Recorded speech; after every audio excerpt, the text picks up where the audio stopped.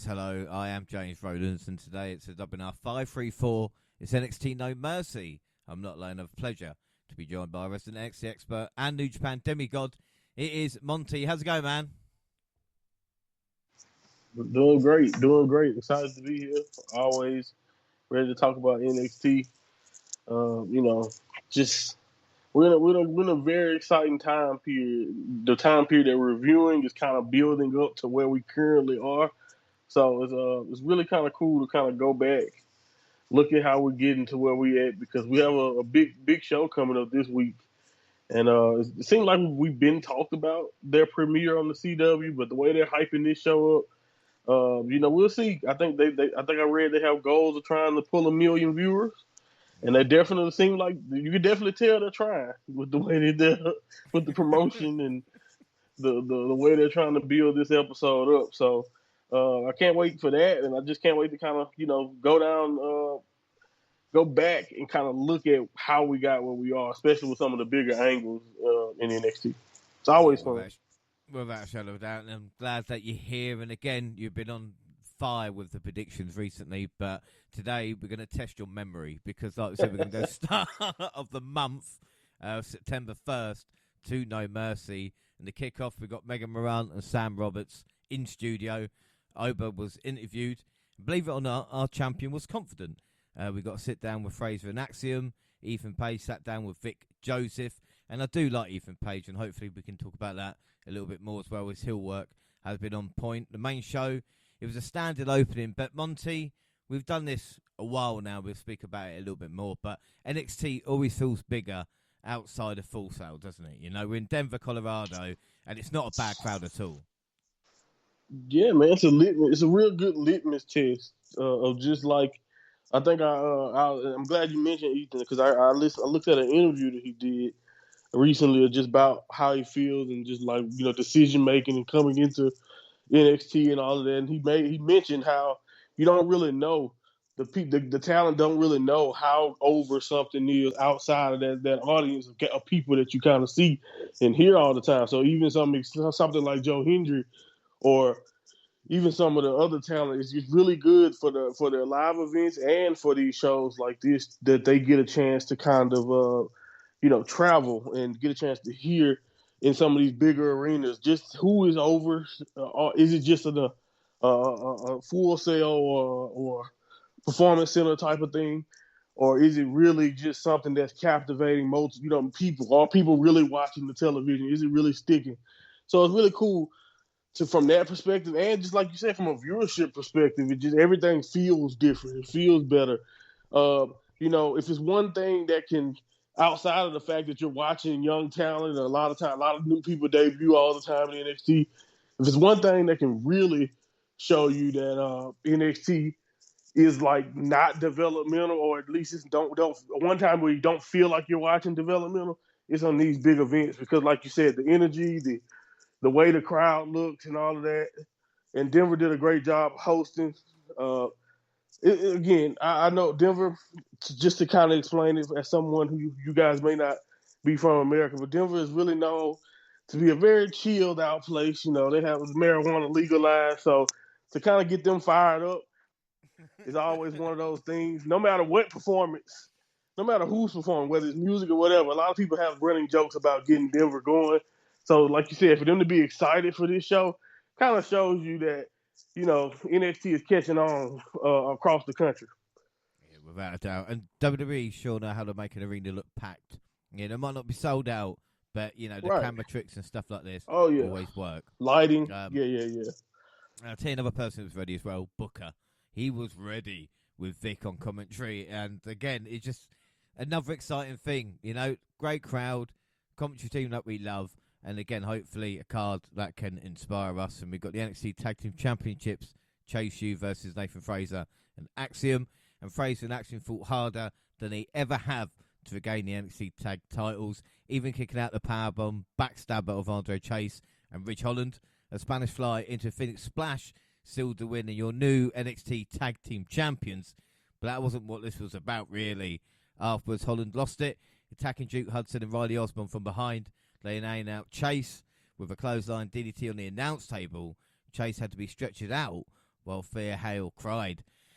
A lot to unpack here, Monty, and usually, you know, when we talk about stuff, it takes more than one update to happen, but me saying if they lost their tag titles, Yo, it's going to fuck them. I remember watching it that night because I don't know if we did our review that day or not. Had to be close by because you could just hear my wife walk in the room out of nowhere. I just say, "Damn it, James," because I just knew once I saw it, I was like, he literally said that was going to happen. And then if you remember on the same update, I mentioned when we were predicting that Sean loves to throw in those little quick reigns, quick little tag reigns. And change it just to do it, I guess. And but I kind of just again went against my better judgment. And but again, we watch it. You can just tell we watch a lot of this. Okay, this is not our first rodeo. I guess you can just kind of tell, even if we don't always predict it perfectly. If you listen to this show, you can tell we watch this. But yeah, man, the match itself, before I even get into that, the fact that you just called it, but like you said, not only did you call it, he told them. He basically pretty much said it. I no one, I guess, paid attention, but yeah, I gotta give credit to both teams. I think I remember I really started to like Chase U, and you didn't. I didn't say you didn't get it, but you was just like, oh, okay, well, because it was in the 2.0 day. It was a lot of trash, so I understood why you wasn't really excited about it. But I gotta give Chase his flowers and just Chase U in general for just kind of even a guy like a Ridge Holland, somebody that I haven't ever really been that excited to watch him go. Whether we like it or not, they've kind of given him a lifeline and made him way more interesting. And he worked together with Chase pretty well. And if we won't ever get that Duke Hudson heel turn that we used to call for, I guess we could just talk about how Thea turned and came back, and now we have someone else to come and turn on Andre Chase at the end. But they put on great matches. We talk about Fraction all the time, but I think Chase U deserves credit for being able to be a constant. Something that as much even though I got a kick out of the characters, I couldn't tell you that almost 2 years after 2.0, going on 2 years after 2.0, Chase U is still around and still. Yeah. You know what I mean? Who would have thought that had these type of legs? But yeah, man, Fraction, they're just one of the best. I really would love. I know some people, and this is what I'm trying to say about them. Throughout every promotion in current professional wrestling, you can put Fraction up against them. I really don't know. Yeah. Like I don't really care who you decide to throw in that mix. I think they are literally one of the best teams in the world, and they just prove it every time. And it's not one of those situations where you have a team that only brings it on the PLEs for big matches or something. No, it doesn't matter if it's a throwaway tag or if it's just a regular tag team, a big tag team match like this. I was not really expecting it because I was wondering why we were doing it so fast. And of course, once again, expecting Fraction to finally split. We get enough. I don't. When are they going? Are they going to split? They might as well not split. We should worry about it when they have a match and they work perfectly as a team. And you go, that's a great point. Like... Yeah, that's a great point. If things never go wrong, they never hit each other accidentally, then we know something's coming. But yeah, great match though. I just have to marvel about the match. The moment after it, other than the fact that you called it, I don't know what to say other than Sean Spears told us so, I guess. my only issue, like I said, it was a great match, and with Fraxim as well, it's not only good to see them not break up, but like you said, probably the only tag team properly defending in WWE and most of professional wrestling at this point. But the crowd, I think, were behind Fraser and Axiom and kind of booing Chase U at times. I blame Ridge for this, of course.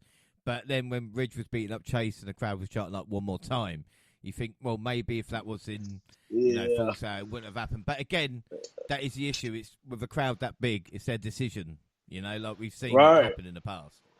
Yeah. That's the thing. Like you said, when you're out of that bubble, they don't have to necessarily like you. And then I also, it really makes you wonder, like probably a big chunk of the fans watch on a weekly basis and know what the storyline going on. But how many people are just here to see a wrestling show and then they just don't like this is your first time seeing this group, your natural inclination with the way Fraction fights is to cheer for them.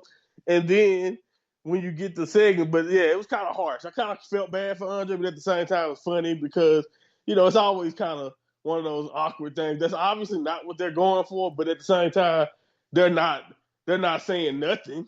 You know what I'm saying? So it's one of those weird things. Yeah. At least you're getting a reaction. But again, like you talk about, you're right with being a fan of Chase before kind of I was. But again, Duke Hudson's got to think that Sean has kind of done this of like the quickest split from a group and the kind of longest expected split. Do you know what I mean? Hudson's got to think like, why we kind of moaned about the fact of like it's gone too long and obviously this is too quick. But Sean always does this at a PLE as well. The total change. Yeah. But I just don't think you are. Well, I speak for myself. I don't think I got the bottle for go for it. But he always does it. So you, as we're going to see with predictions, I could go complete opposite and probably get more right. Yeah, it's weird. Sometimes you just got to figure out which one is it. That's always the trouble. I'm always thinking, okay, maybe I shouldn't go with the predictable route. But it's like, which match do you go that route? Because the way Sean usually books a couple angles where it's like, I don't think it's going to go this way, but it's Sean, you know what I'm saying? You never know. So, yeah, I like it, but yeah, it's always weird because especially when a quick title change happens. I think those are the ones you really have to be on guard for. When someone just won a title a month or 3 weeks ago and then they have a quick title match, you might want to pay attention to that. Especially if it's a rematch, they might be giving it right back. That is true. Final thing as well, Ridge is quite the sore loser. I'm not going to lie. Again, we're going to speak more about Ridge as we go on. As for the matchup, though, what would you score out of 5? Man, this is a fantastic way to start it. Honestly, it was really entertaining. I gave it 4.5. It was really good. Yeah, I gave it 4.25 as well. Like I said, a great way to start the show. Predictions, WNR Prediction League 2024. After Bash, but before NXT and AEW. So we've gone back in time, but we are up to date, if that makes sense. Bonus League, Monty on 22, Gina 15. I'm on 14, Jackson 8. W Monty on 5. I'm on 4, Gina on 3, Jackson 2. In AEW, James Jackson 3, Gina Monty on 2. Obviously, Monty won AEW and has gone ahead, but we are going back for No Mercy. It makes sense in my head. We all went Chase U anyway, so we all start with nothing.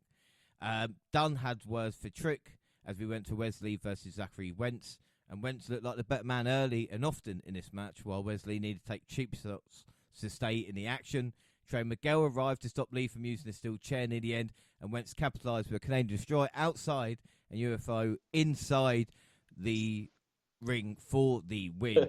But Monty, man, again, we fucking mentioned Trey Miguel, and it's like, we called it. We called it, but again, one of those things where it's like you can't really predict what Sean is thinking because we were like, where the hell is he? Like, why is Trey immediately out of this? Because he should be just as mad or just as disgusted with Wes's antics as I'm for some reason this name didn't even really get over to me like Zach Wentz has, but like I've been calling him Nash Carter again. I'm just like, that's so funny.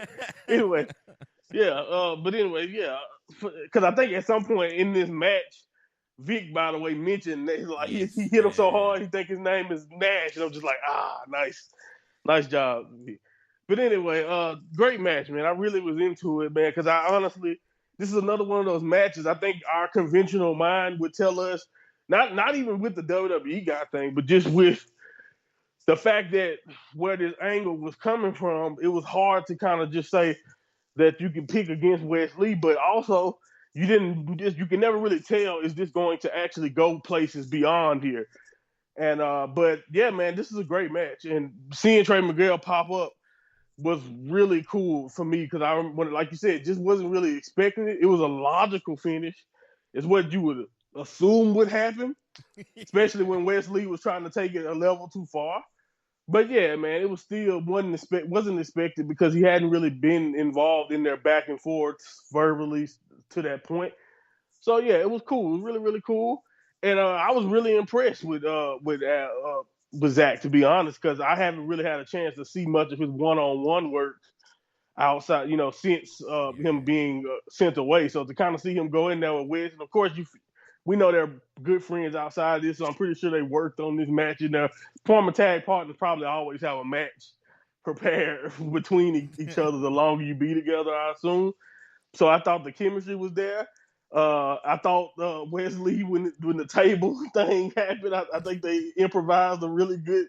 All right, well, I'm just gonna jump on you anyway and still do my spot. I like how they didn't just scrap the entire spot, but the table was a funny imagery. But I thought this was good though, man. I saw a lot of people was really into it. A lot of people were shocked that a TNA guy won, but I thought if you're gonna do it, if you're gonna get a TNA guy to win in WWE or a TNA person besides Jordan Grace defending her title, I believe an angle like this is a great way to get that victory, if you ask me.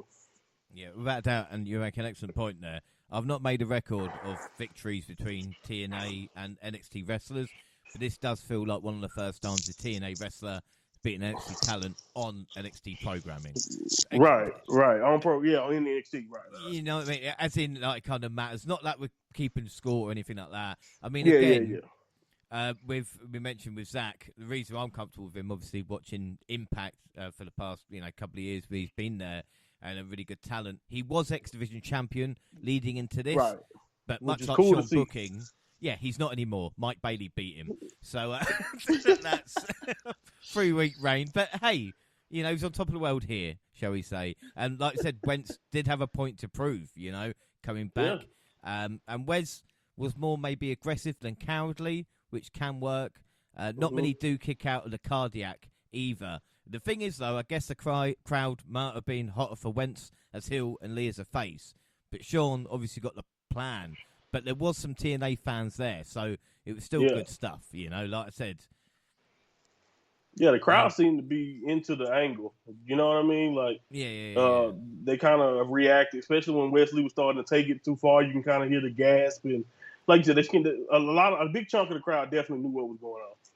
Yeah, without doubt. And like I said, the announce table compared to the main show must be different because with some impact on there, must be reinforced on the main roster. And we are glad Trey is alive. So, what would you score this one?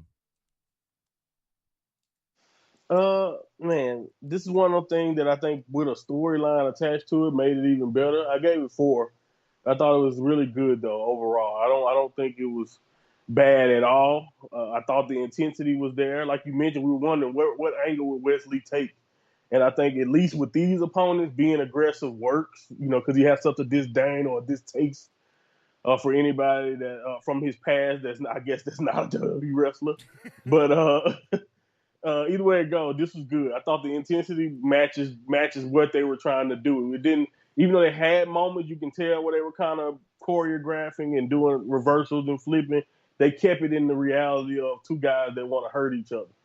Yeah, and again, as we know from what happens after, but this kind of, and in a good way as well, we kind of knew this was the first of a couple of matches that they're going to have with each other. So again, we know the intensity from that will hopefully build. Now, I gave it 4 1/4 as well.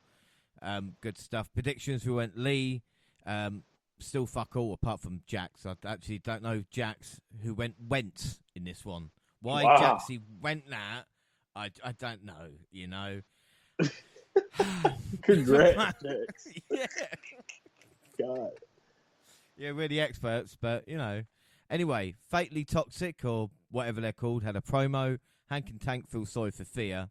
Leave her alone. They want a title shot. Joe and Trick talk backstage, and Trick believes. Who doesn't? And then the Women's North American Championship, Kalani Jordan versus Wendy Chu. And Jordan fought through the best offense in Chu's repertoire, staying in the fight until she found her opening. She hit a second split-legged moonsault senton bomb, and then a split-legged moonsault for the victory after Tatum Paxley choked out Chu with a Dragon Sleeper to get revenge. So this match was all about Tatum Paxley. But I still enjoyed it, I suppose. What are your thoughts?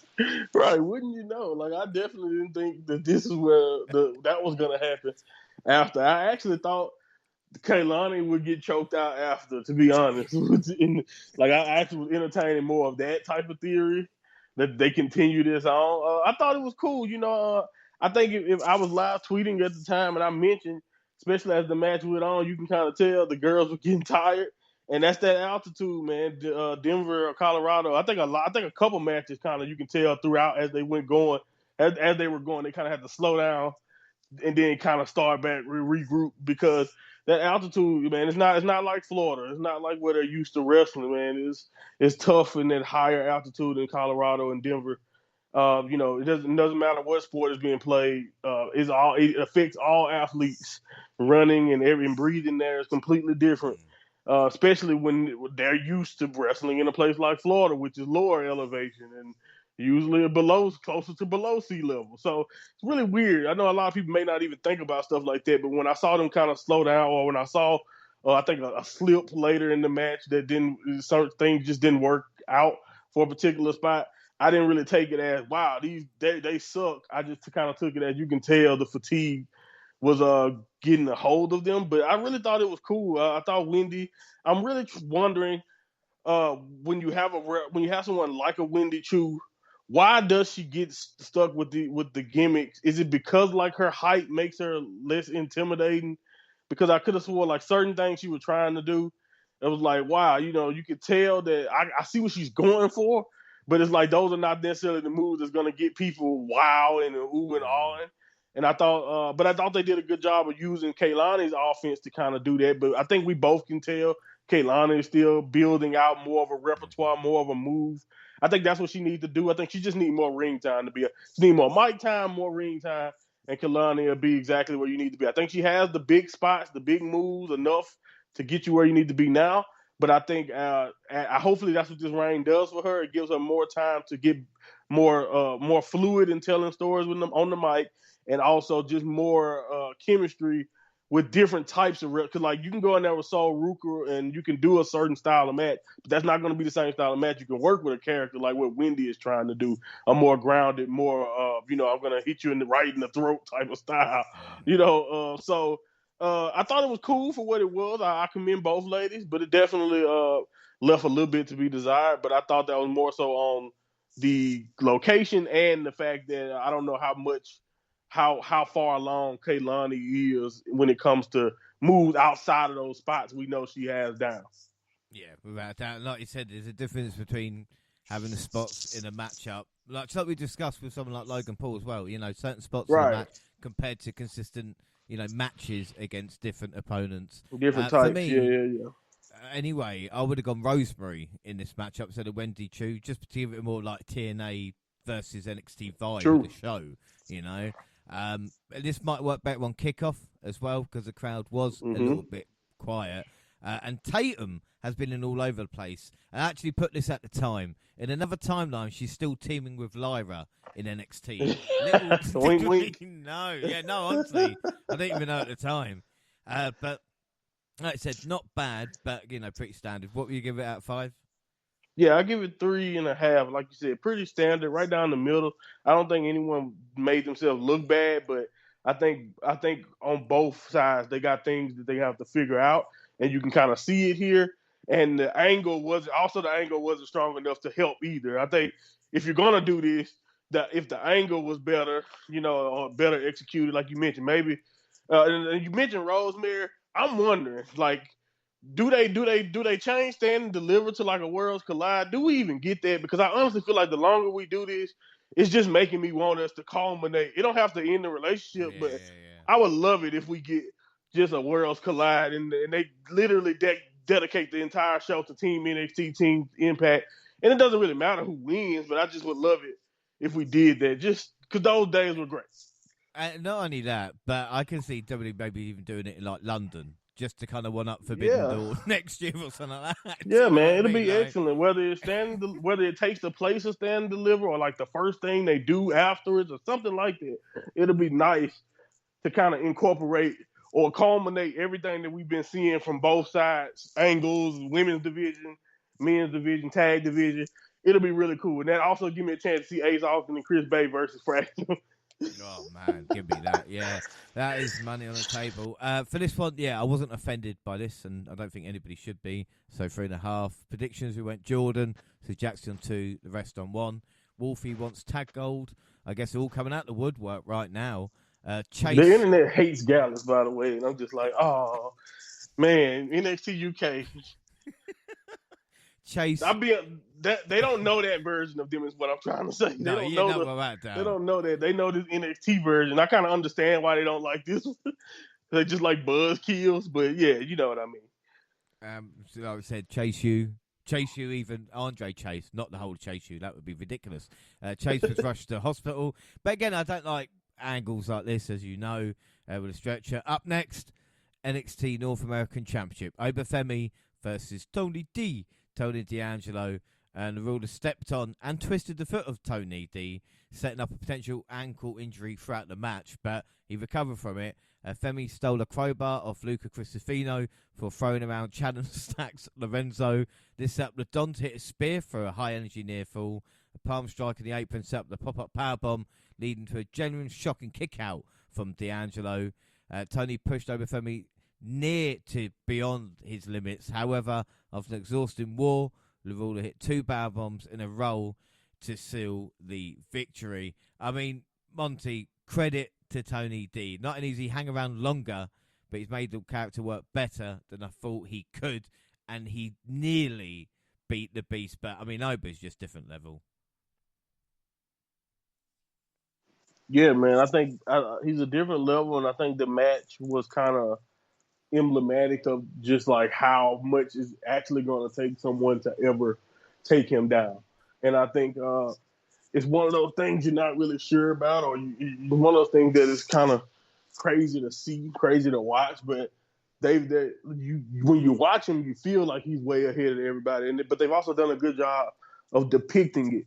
Even a guy like Tony D, who I think people forget, but I mean, he took out Ciampa. We talking about NXT Ciampa, and you know that still is a big deal in my book. Even if he's been through a lot more cutscenes and matches probably throughout his NXT career.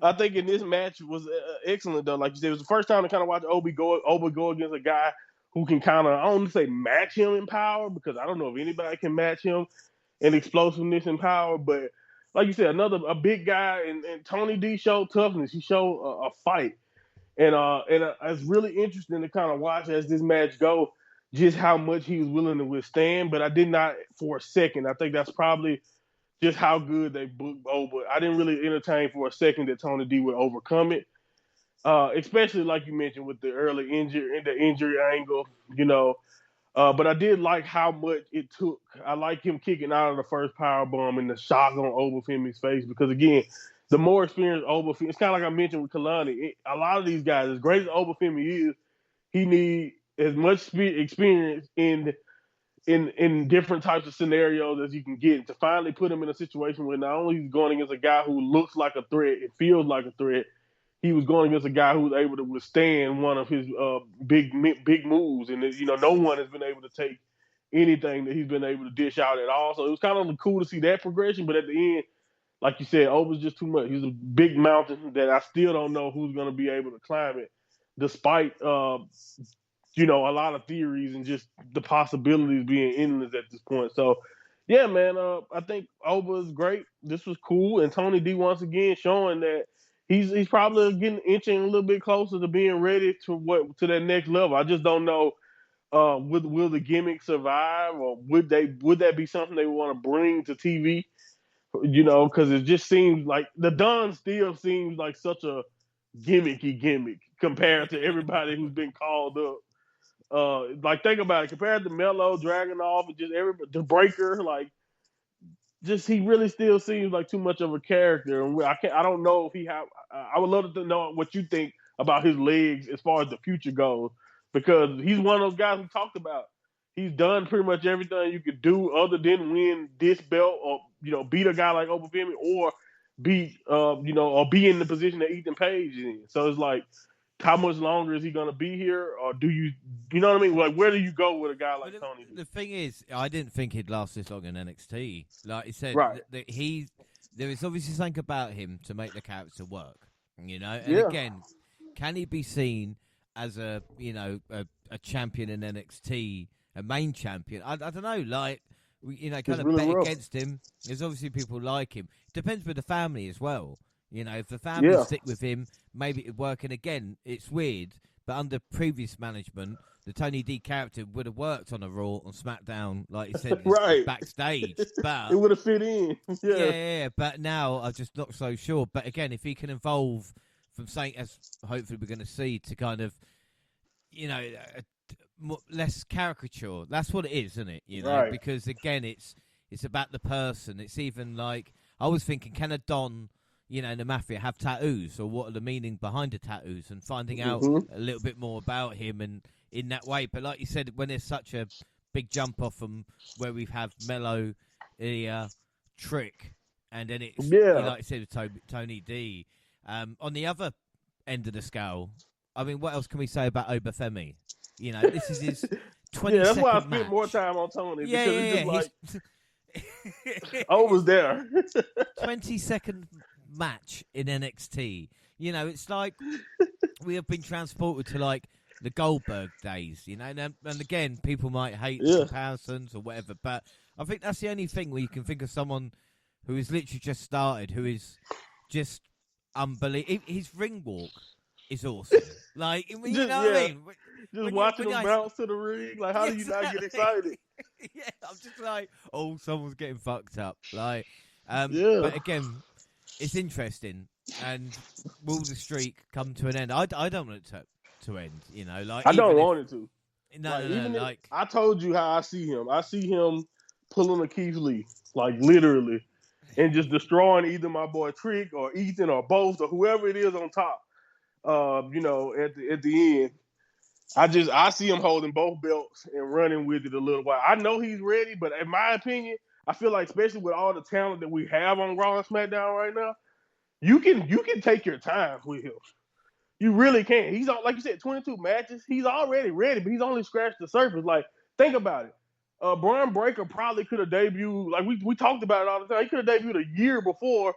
If you just go, a year before he actually ever did. But think about all that work he did as badass, as a heel, as Baron Corbin's partner, all of that experience, and think about how fast and how ready he looks already to be possible. Like, I've seen people now entertaining Braun Breaker challenging Gunther. Think about that.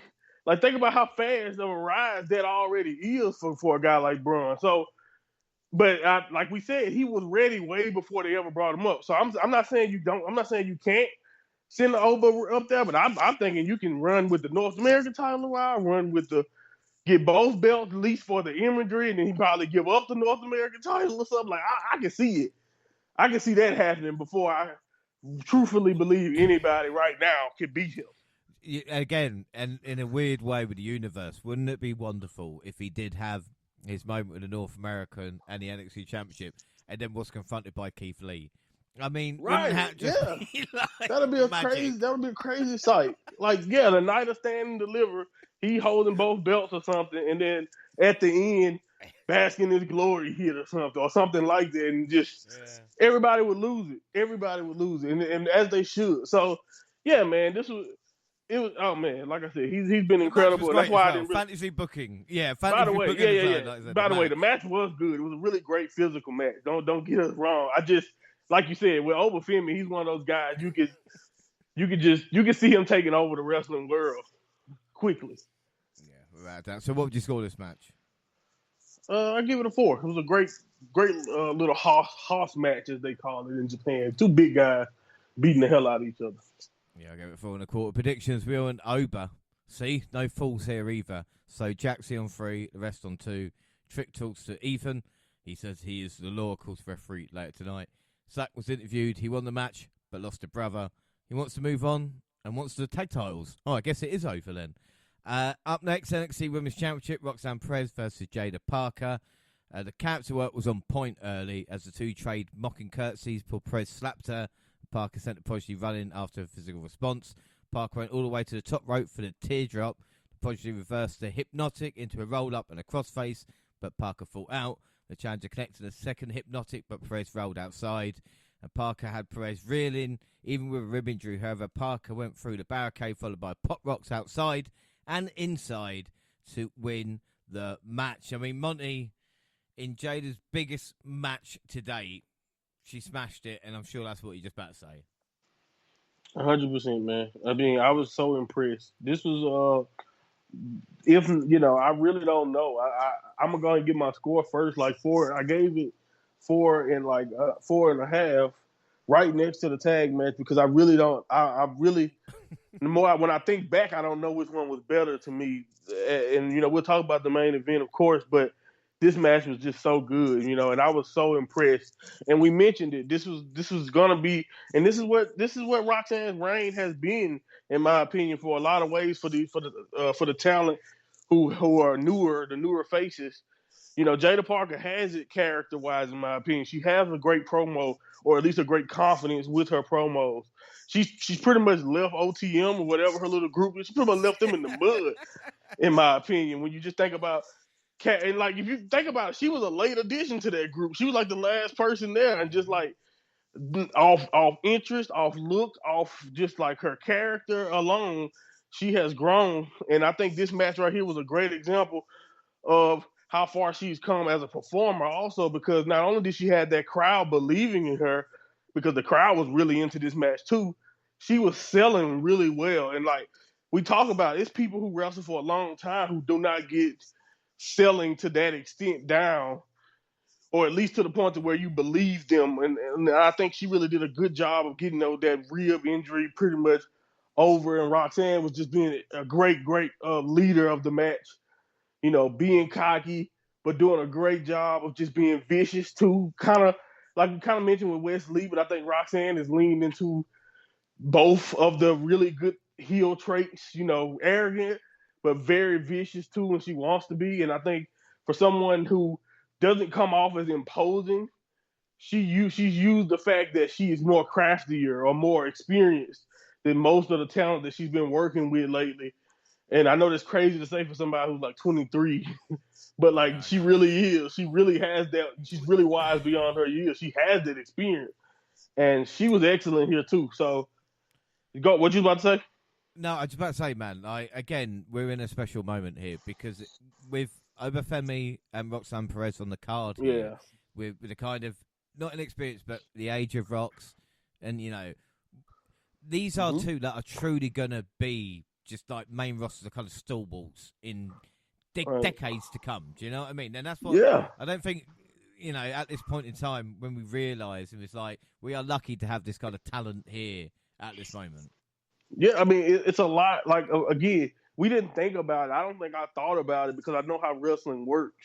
But when I was watching Sami Zayn with the low cut and doing his thing down in NXT years ago, or you're watching a Kevin Owens debut and just the fact that, or like, let's go to Charlotte, or even where Mercedes is now, Bayley, Becky Lynch, and what she's accomplished over the last. I don't know how much we realized that those people that we were watching in NXT at Full Sail at the time, that those are the people that were going to be dominating and being on top of the wrestling world, even like a Seth Rollins and Romans and FCW and stuff like that before that.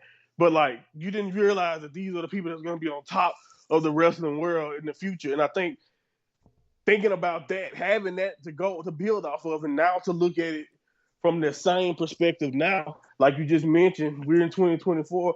Like you said, by the end of this decade, these people will be your world champions. These people will be the main storytellers, main people.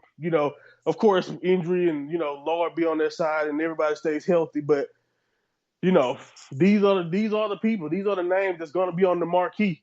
Like I watched a clip back of last year when Trick Williams made the save for Melo, right around Royal Rumble time, and like the way that crowd was going. And I saw comments and people were talking about how Trick Williams and Melo, that can be an angle at WrestleMania one day. And just imagine, James, one day how you can already see the history and how much they can touch on for a possible angle in the future at a WrestleMania. And the same thing can be said for the Roxannes or the Obafemi. These are the people that's going to take that baton from the Biancas, from the Jades, the people who are on Rhea Ripley, the people that's on top right now. Roxanne is going to be right in that mix, taking the baton off one of those ladies. And I think matches like this are a great reason why, because at this young age, she already showed veteran or ring veteran leadership in this match to really make Jada Parker not only make her look good, but I want to give Jada credit too, because like I mentioned, she represented herself very well in this big spot. But like you said, you just can't say enough about the future when you have someone like a Roxanne showing leadership at age 23. Because like you mentioned, Jay, imagine what she'll be in 28 or 30. Yeah. Just imagine how good they could be all by then if they're this good now. And the thing with Rox as well is maybe it's just promo she needs to work on, but again, that's no issue. That's improving too, by the way. You know, again, she has worked the crowd well, and what a run she's been on. And again, even with Jada Parker, I think even people's highest expectations didn't think she was going to deliver a performance like this. You know, even like smacking the taste out of Rox's mouth in the build-up, it kind of made me laugh. And like I said, the crowd was really into it, so that kind of negates the point of like, oh well, people aren't really interested in kind of this type, you know, women's wrestling or that type of thing. It shows good wrestling is good wrestling anyway, you know. Yeah, and an angle, bro. An angle. That's what I'm saying. Like, you can, if you give them an interesting angle and a underdog type story, this was, man, you can really make magic, and I think they did. Yeah, without doubt. So we do out of 5 first. What would you give it? I gave it 4.5. Oh, you said that as well. I do apologise. Got that written down there. I said 4.5, and then, like I said, after the finish, new music hit, and we see the smoke fill the stage as Julia arrived to stare down the prodigy. So Monty, we kind of said we'd see him, and Julia has arrived. At least one of the kind of the women that are going to change the history in NXT as we know it. Not to big her up too much, I suppose, but she has made her arrival. Yeah, man, the beautiful madness, and man, she looked incredible, star power off the charts. She was just one of those people that even many years ago when I would watch her in Stardom, when she got her hair shaved off and humiliated over in Japan, she won me over quickly. Not only with the look but like her intensity. I think that's what I love. I love the contrast. Like, she was beautiful, she's elegant, she's all of that. But as soon as that bell rings, and and I think a lot of people can see it if you just go look up a lot of her stuff in Japan. She brings it, and like, she will knock the taste out of your mouth. She will headbutt you unprotected. She's a monster, but like, that's the beautiful madness. And I think that's a perfect translation of who her character and what she really is about. And to see her and to see that the crowd, even in there in Colorado, like we mentioned, they seem to be mesmerized and seem to be into the debut also. So I just love the energy.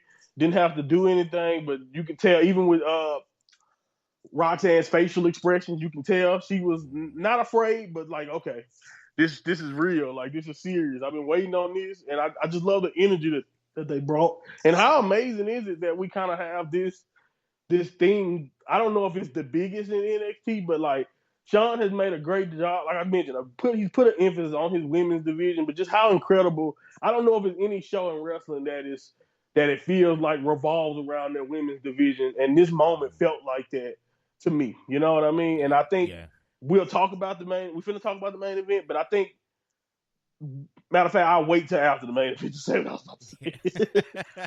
Well, like you said, it was a moment everybody's been waiting for, and the impact kind of will be felt, but we're going to see that for a little while. And again, when you talk about Roxanne this year, the amount of times she's had like either mystery opponents or people showing up. You know, we talk about Jordan Grace and stuff. She must be fucking loving it. I bet Sean don't tell her shit. You know, she's just out there. She's going, no, it's happening again. Like, it's great. Predictions, you went Rox, so Jaxie on 4, the rest on 3. Ava was interviewed. And I think you mentioned this a couple of years ago. She really has it out for Rox. Like, you know. I don't know what happened. Yeah. You know, because they didn't have much interaction when Ava was a cult member. But, yeah, man, she really don't like her. Maybe something happened in catering. We got an update. Chase is still in the hospital when he only just got there. Well, so, what the fuck? Yeah, like, he's probably in the waiting room in American hospitals. He probably haven't even been seen yet. Oh, my word. So the main event, NXT Championship, All Ego, Ethan Page versus Joe Hendry. And Hendry nearly got counted out after he took an Ego's edge on the apron. Page tasted his own move when Hendry hit an Ego's edge, but All Ego kicked out. Hendry caught Page with a standing ovation, but All Ego got his foot under the ropes. All Ego gave Hendry a standing ovation for a near fall. Should say Trick Williams was a special referee. He lived up to his words, calling this down the middle. Even after he got hit by All Ego, he missed Page hitting a low blow, but not the Ego's edge on Joe Hendry that sealed the win. Now, Monty, I know the result, but before we get there, the crowd was electric for Joe. And I can't remember an NXT crowd getting on their feet as much as when Joe hit that standing ovation. But again, I don't know if it's me, but with positioning of either the wrestler or the referee, I was just like, oh, for fuck's sake. But again, we nearly had it. But yeah, good match. Right, yeah, no, great stuff from both guys. I think, like I mentioned that interview earlier, and that was one of the things that Ethan Page said was a nice surprise. Not so much that he wasn't expecting, but more so, again, you never really know until you step out there and you kind of see it. And like he loved the fact that he got major. He kind of showing him that, a lot of the stuff that he's been doing has been working. And I think you mentioned it earlier. He's been doing an excellent job. And we'll get into even more of that. But I think also, again, like you mentioned, Joe Hendry, just how over he was. Like, the internet is one thing, Full Sail is one thing, even down in Impact, that's one thing. But to kind of to see it in that WWE environment, it was just special. It was special, and it was cool to kind of get that moment for someone who's not even signed to the roster. Even though I know I saw a lot of jokes of people saying WWE pretty much signed him because he was working out the performance center or whatever. But yeah, I thought this was good. This is really good. Excellent stuff from both guys here. And my only thing is, not that he swayed me during the match. I still think that Ethan Page winning was probably where probably where you needed to go. And but to have this last after the way that debut felt to me. And I know Hendry was over, and I get it. And I'm not saying it was wrong, because I don't think they did it in the wrong order. It was just after this match, and especially when you don't have a TNA guy walk out with that title. To me, the biggest moments of the night still was Julia and Roxanne. To me, my imagery was still on Julia and Roxanne staring each other down. And that was the only thing that made me be like, well, hell, the way that Jada match went, shoot, you might as well have this last. And that's probably the only criticism I can have. I know there's probably a whole entire show criticism, but this match was great. It was good fun. I should say that, really good fun. But yeah, man, Ethan Page pulled it out, and being a good old heel. And I told you, Trick was there for a reason. I don't know, other than him getting his spot to be there, and of course Pete coming in after the match, but he was there for a reason. And we mentioned with Seth Rollins, whenever you're giving us a special referee when the angle don't even really call for it, he's probably gonna screw up. Yeah. Or get involved. So yeah. Well, Trick with a Seth Roll and the same outcome, with a heel winning. But right. I think Trick had the smarter referee outfit, Definitely. Just about Joe Hendry, and yeah, I was upset he didn't win. But again, as we mentioned, there's two things I want to mention with this one. The first off, the kind of financial aspect of Hendry is the fact of not only is he kind of viral, whatever the term is now, on social media, he actually is putting butts in seats. And when it comes to wrestling and a wrestler, that is quite important. And when you think I think the Victory Roadshow that Impact had with him on it as well, I think got something like 2,000 people there. Well, when you think that's a TNA show, and that that was just on Impact Plus, and again, he's main eventing PLEs and pay-per-views. He's going to be in the main event of Bound for Glory against Nick Nemeth for the TNA title, where hopefully it doesn't fucking happen there. But as you can tell, I'm enjoying the ride, and I never thought someone could rival Trick for popularity in NXT. I'm not saying he does, but that night, even Trick looked at Hendry and was like, fuck, he's over. Yeah, no. That night, you couldn't tell me that he wasn't one of the, if not the biggest characters in NXT by far. And like you said, that's just something that's unexpected. Like a TNA WWE collaboration is one thing, but to have a guy to feel like he's the biggest star on the show from another promotion, I don't think anybody saw that coming. And I get it, like you mentioned, he's viral and everybody giving him attention. But that's why, to all the people who just thought that this was a bad idea and that Impact was losing, I just feel like you can't make that case, because I'm not trying to say WWE made him bigger, but you can make the case that they needed like that rub. You got a little bit of the Joe Hendry rub. You know what I mean? You can make that case with how popular he is, but I don't think this relationship hurt either one of them. I think it only bolstered up NXT for the time he was on it, and it bolstered him up and made him even bigger, and on the radar for people who may have not, like, for example, the casual fan who don't care about his being viral on the internet. I'm pretty sure became bigger to a lot of people, and like you said, you can see it reflected in Colorado.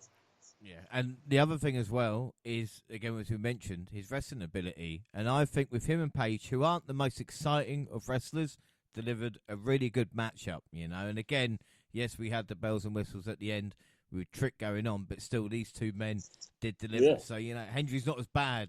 Again, I followed Hendry pre kind of Kurt Angle, so I know he can work, but again, it's weird because when he's got that personality, he doesn't really need it, but don't need to. Nope. That's why wrestling is great. And like you said, Pete Dunne attacking Trick afterwards as well and saying, look, that's our main feud, really. Right. And I don't know what it was. It might have been drinking, but call me crazy, but Ethan Page reminded me of Steve Martin a little bit. And I don't, I don't know what it was. Maybe I was watching Only Murders. Out of 5, then, what would you score it? Yeah, man, I give it a strong 4. It was, like I said, another good match. Great moment. I thought Ethan, again, did his job. He looked great. And, like, the energy, and that's one thing about it. It's like you mentioned before. I hate using Will as a barometer, but we've gotten to the point to where, since Will is so good and he has such a deep repertoire of moves, people act like the Jey Usos, the Joe Hendrys, even the Trick Williams, is that version of getting over and being successful doesn't mean as much because they're not like a Will Ospreay and has 32 moves. When in reality, if you know the history of the wrestling business, selling T-shirts, being popular, steps, being good on the mic, that type of stuff steps in front of the wrestling history-wise. And I'm not trying to say the wrestling don't matter, because I love the flippy, I love the moves just as much as everybody else. But I think to act like those guys are less than because they don't have to do any of that is just small-minded, and you don't really understand, like you said, the full scope of pro wrestling. But this is really good. And Ethan Page is another great example of that, because he's not doing crazy stuff either, but he's a very believable and really good at just being a scumbag. And I think he mentioned that too in his interview, again, that how fun is being allowed to be a scumbag. And I agree with that. Yeah, and again, we talk about Page, like there is nothing cool that he does, or he doesn't want a reaction. Like, he just wants to be booed and acts as a heel. And again, it reminds me of, and again, it's going to be crazy for anybody who's listened now who hadn't listened in the past, but LA Knight back in the day of just being a heel that had. It's crazy to think has no. Watch Ethan Page now in 2 years be like one of the most popular baby faces on SmackDown. Right. Yeah, no, 100%, no, 100%, and that's what I'm saying. That's what we need, and I think you have to have wrestlers who are not afraid to provide what's missing in wrestling. Like, again, you can go to this guy. This guy might even be this better than this at that, but can they do this? Can they do that? That it's a full picture to pro wrestling that I think guys like the guys we just mentioned, Joe Hendry, Ethan Page, I think that's what they understand. Yeah, without doubt. I'm going to give it a 4.5. Predictions, we all went ego, apart from me. So final scores, I'm on 3. So again, if I'd have gone the complete opposite of my predictions, I would have got the same score. So I'm going to have a little rethink when it comes to the next one. Monty Jr. on 4. Incredibly, the winner, Jaxie, on 5. So, Jaxie... Because she says Zach wins. Because she went somehow. Because she plucked that name out of, I guess, thin air. She means she does get a point, so she's on 9 points now on the bonus league. So MVP of the night and match for me, I'm going to give the main event, because he might have not won the NXT Championship, but he stole my heart. And so what would be your match and MVP? The funny, so you giving your MVP to Hendry too? My MVP is going to be Roxanne Perez Gotcha. because Okay. the way she, like you said, she's got everything really at this moment in time. She can put a good match up. She can, her reactions to things. It's all the little things, isn't it, that we look Right. at sometimes. And Roxanne has that. And again, when you tell me she's 23, not only does it make me feel old, but it's just like, my God, how good is she going to be when she reaches her prime? Right. Like, think about that, man. People say their prime in wrestling, early 30s usually. So that's insane. But I thought you gave it the jokes. I was like, we can give it to her in a losing effort now. But no, Got my back, no. man. It was a tough night. I got you. No, that's my match of the night, dog. Like, again, I just came away really impressed with Jada and Roxanne. But again, like I said, I kind of knew, especially in the ring, what Roxanne can bring. But to get that type of performance, I think that's truly when you're reaching that next level as a performance, when you can get the best performance out of everyone. I mean, Sean knows that better than anybody. I think that was one of the things that Sean was good at. Like, yeah, he can make you look like money, and he can also, because you knew every time Sean went out there, he was going to be able to get his stuff off. But could the other guy hang with him? And I think that's where we are now with a Roxanne as far as in the ring goes. And I think this match was great proof of that. And Jada really upped her stock to me. Like, I'm not saying I didn't think that she could become champion, but I thought if she was going to be a champion, it would be off the back of her character and talking. But now I think this match shows that she can do a little bit of both one day. And I think that's going to be really, really fun to see as she evolves. And I think MVP overall, I came away with with my MVP of this night to be again I'm copping out a little bit because I didn't want to give Roxanne or Jada one over each other, but I just said the women's division. I mean, the intensity of that stare down and having talent like Julia, and and eventually other people that we know are supposed to be coming at some point, and the way Shawn Michaels is currently booking NXT, I'm just really over the moon with the way the women's division, the energy around it, the future, and where they are currently is really incredible to watch. Because, like I said earlier, it's not another wrestling show on television focusing this much on their women. An overall rating, again, I thought it was a great show. I love takeovers or whatever the fuck we call them now. But again, it's 2.5 hours or 3 hours sometimes of just fun, and you can see why the main roster has gone that route as well. So I'm going to give this an 8.5. Again, maybe something that we don't go back and have a look at, but I think, like you said, when we've got the Oba Tony D thing coming from that, Wenson Lee, the kind of first chapter, and obviously Julia's debut, it's setting the stage for kind of bigger things to come. Yeah, it was a really serviceable, really good pay-per-view from that point of view. I think 8.5 is really fair. That's where I land on it too. And I think even if you, like you said, it may not be a match that you really need to come back and see, I think we can always look back at this match as probably a bigger show in the future of what NXT is going to become, because it felt like you mentioned, that it's setting stage for big things coming. Yeah, without doubt. So we've got 4 NXTs to catch up on. So we start with September 3rd, and Trick Williams calling out Pete Dunne, but All Ego Ethan Page arrived to mock him instead. The Bruiserweight arrived late to start a brawl. During this time, the number one contendership triple threat match started with Hank and Tank versus the Rascals versus Gallus. We see a lot going on here. Javon Evans attacked Joe Coffey outside to stop the interference. The Rascals face a tough first challenge with Hank and Tank rolling on Gallus. However, Gallows and Anderson got involved. Wentz and Miguel hit a Meteor shooting star press combination to win. Right after the match, the Rascals found Fraxium and warned them that the tag titles would change next week, and the brawl between Trick and Dunn continued backstage as well. This was a great start to NXT, and like I said, the most important thing after a good premium live event is to start the show hot, and it did here.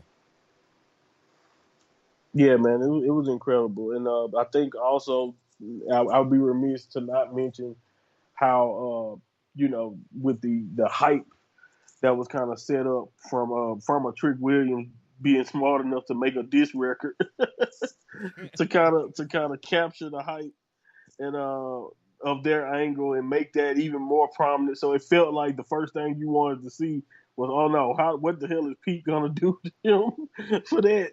For continuing to call him Butch and all of that. So it was, by the way, really good song having the entire roster there. But this was cool, and then like you said, kind of going into a tag match after this, it really started really hot and really did a good job of, just like you said, trying to capture not only the hype that was social media, but again, most of the time after the PLEs, I think NXT gets a boost. So it's kind of cool to kind of, start off that show because you're probably getting a lot of fresh eyes off those PLEs.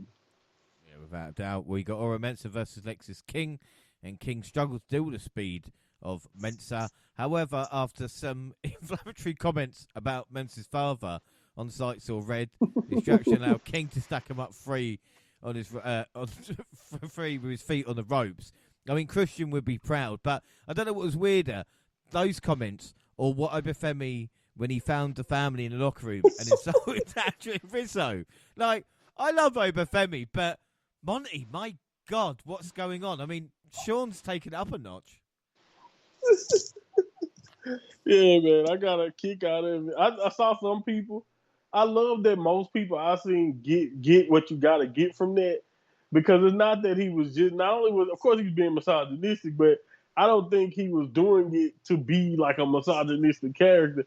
He was doing it because no one in there was gonna do anything about it. You know what I mean? Like, it's one of those. It's like even with Gunther being a douchebag lately, I don't think Gunther is doing that because he actually looks down on people in that way. It's more so than the fact that I'm Gunther and I can say whatever I want. No one's gonna stop it. And I think that's what I kind of like the most about this from Obafemi. But I'm with you. It was just like, wow, you don't really expect it, And I think that's the thing. Like, it kind of takes you off guard. Took me off guard, but I loved it at the time. I got a chuckle out of it, even if I probably shouldn't have. Well, like you said, though, Obi the babyface is just trying to do the most heel things. You know what I mean? Stuff like that, beating the shit out of him during a match. Even though they didn't do anything. He's going to beat him up. Like, that's what Obi's about. Backstage, no quarter catch crew told Gallus to quiet down and not test their luck in a rematch with the young OG. I guess they listened. If the update is further evidence. Anyway, later the young OG and Ren Sinclair agreed to a Heritage Cup match next week. Charlie Dempsey was upset and obviously rolled his eyes and stared at the ceiling. Tate and Paxi versus Rosemary. And Rosemary pushed Tate and Paxi to get serious. Paxi responded with a fiery display, ended with a psycho trap for an emphatic win. Afterwards, Paxi thought of Chu's sneak attack, but Rosemary speared her. And Lyra Valkyria made a shocking return to save Paxi. I mean, shit, maybe it's this timeline then.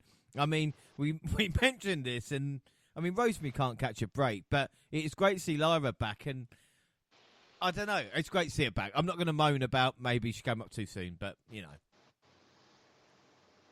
No, it was excellent, and I'm with you. I don't want to say she did, but I just feel like the direction outside of that Queen of the Ring tournament that kind of gave her a nice boost. Because she don't have a natural situation. You see, if you look at the women's division on Raw, outside of what Rhea and Liv going on, you kind of have a disconnect when it comes to competition. You got the Fusion Collective and basically everybody else going against them pretty much. Other than and then the tag team title division. That's pretty much all you have going on, really. So I thought it was a good timing thing, but it definitely does. I don't know if that bodes well, like you mentioned, for where they look at Lyra. Also, that she's free enough. Like, is it a good thing that you're free enough to come back and help? Just go down there and help him out. Right. As good as it may have felt to kind of see that, even if at first to me, I'm like, no, I remember the last time she saw you, didn't she throw you into the stairs? Or whatever over the belt, like I remember that, but hey, it is what it is. It was cool. Remember the product. How many times? And you tell me that all the time, James. You tell me that all the time. Like, I'm a pro wrestling fan. I'm supposed to forget things. You're right. Oh, God. Well, since the brawling would not stop between Pete Dunne and Trick Williams, Ava told him to head to the ring to finish this. Even if the main event started early, Trick Williams survived Pete Dunne's best shots until they rolled outside. They kept brawling until they both fell over the barricade, through the announce table, and neither could make the 10 count. Ava announced Trick will face Dunne again next week. Last man standing. It's good stuff. It's like a smaller version of Braun versus, Bronson Reed. Yeah, it's enough of it to match the amount of space they actually have.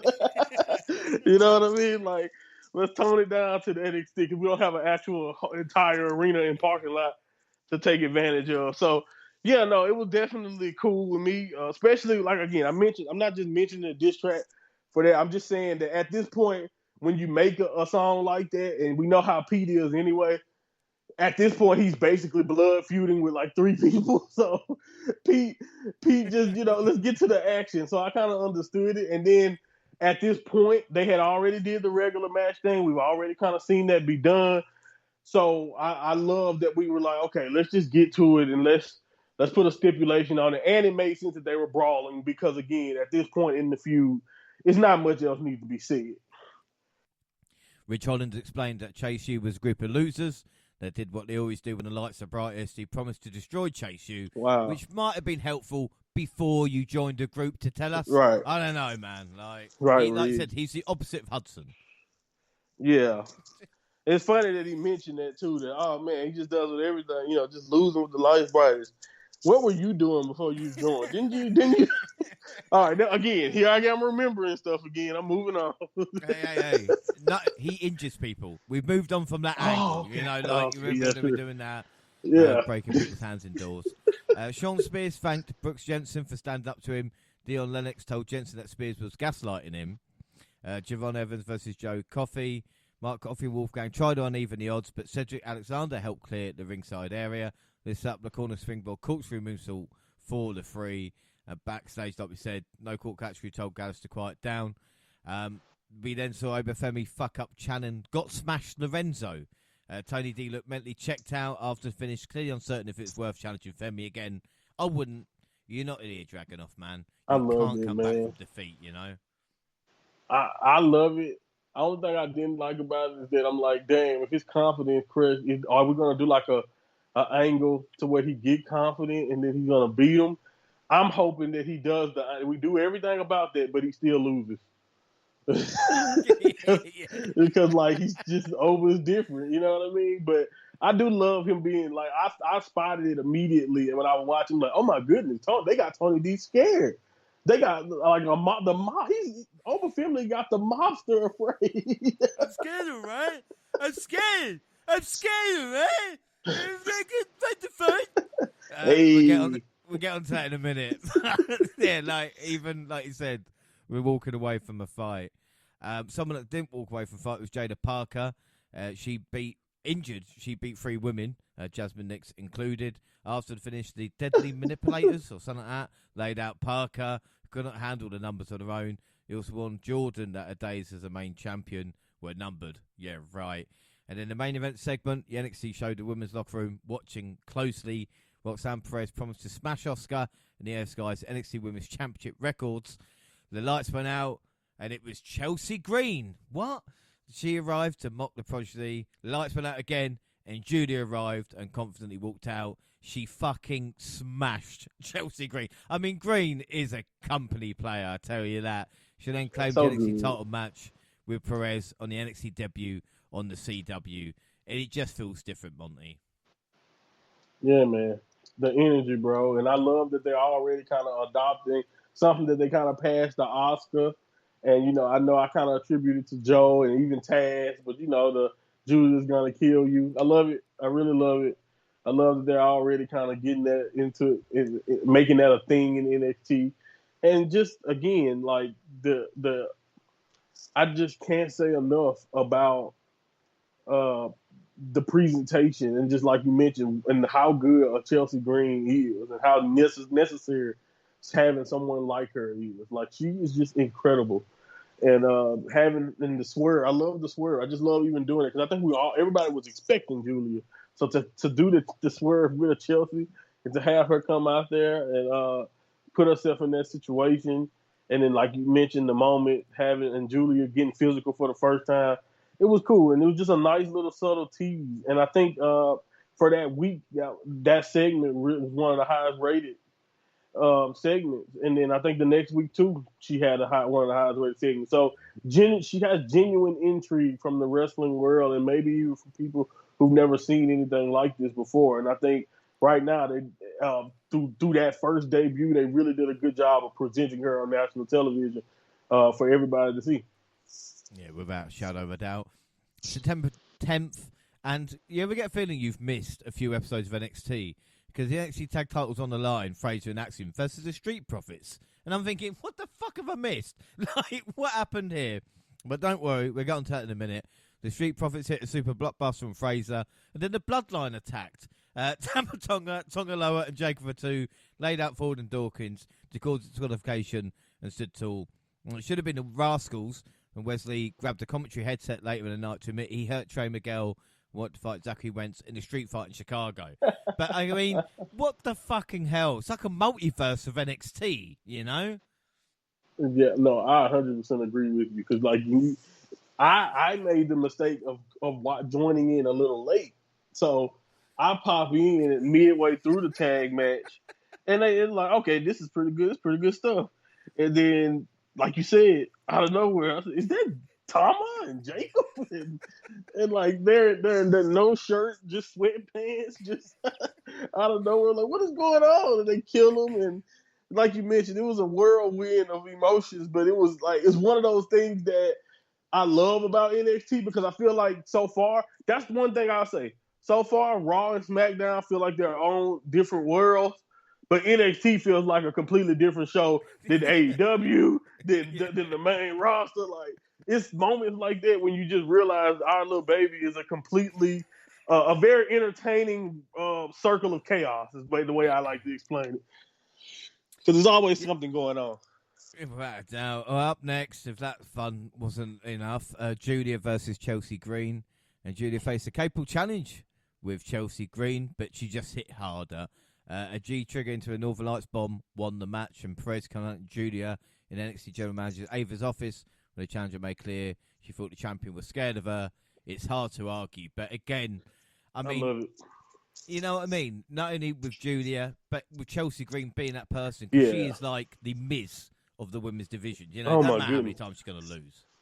I agree, and I really hope that going into this year, I'm the real deal. And I know for a character like Chelsea, it's hard too, but like I'm really considering like a Royal Rumble, like being the last two or something. You know what I mean? Mm-hmm. Big things should be coming for somebody like Chelsea because, like you mentioned, she can do anything. It seems like she's willing to do anything, and she's such a good character that honestly, she doesn't need to win. She doesn't need to look the best in every segment because she's just so good at presenting herself in these situations. And she did a great job of matching the energy of Julia, really being physical. I'm glad I saw some people surprised or thinking, why is it so competitive? And I'm like, that was great. Like, it wasn't even that long of a match, but it was really competitive. And they let Chelsea, do what she can do, but at the same time, showcase what makes Julia special. And I saw a lot of people when Julia signed. They're not going to let her do the Northern Lights bomb. She's going to have to tone it down. I know Meltzer was the first one to say it. And I'm not saying she's going out there headbutting people unprotected, but she's definitely still doing the Northern Lights bomb and still being right. She's still being a monster. And like she's still being aggressive to me so far. I don't know how far they're going to. I'm sure we know it's WWE. They're going to make her tone it down because they've done it in the past and they do it all the time. But again, Chelsea was a perfect opponent because she's a veteran. She's somebody that can be trusted in the ring. And I think this was a great showcase of why you can trust her because even in a losing effort, she looked great. Yeah, and again, when we talk about kind of toning down or stuff like this, EO on Raw the past couple of weeks are living her best life. We'll talk about that when we catch up with WWE. Yeah, but she's been great. Again, that is something that Julia can continue in NXT. We get the Heritage Cup, Charlie Dempsey versus Javon Evans. Dempsey's experience played out early as he sent Evans into turnbuckle, followed by a bridging dragon suplex for the first fall in round 2. In the third round, the young OG knocked down Dempsey out the corner, set up a springboard diving corkscrew for his own first fall. Cedric Alexander continued to support Evans as a corner man. He came to blows with Miles Baum and Dempsey attacked after the fourth round bell.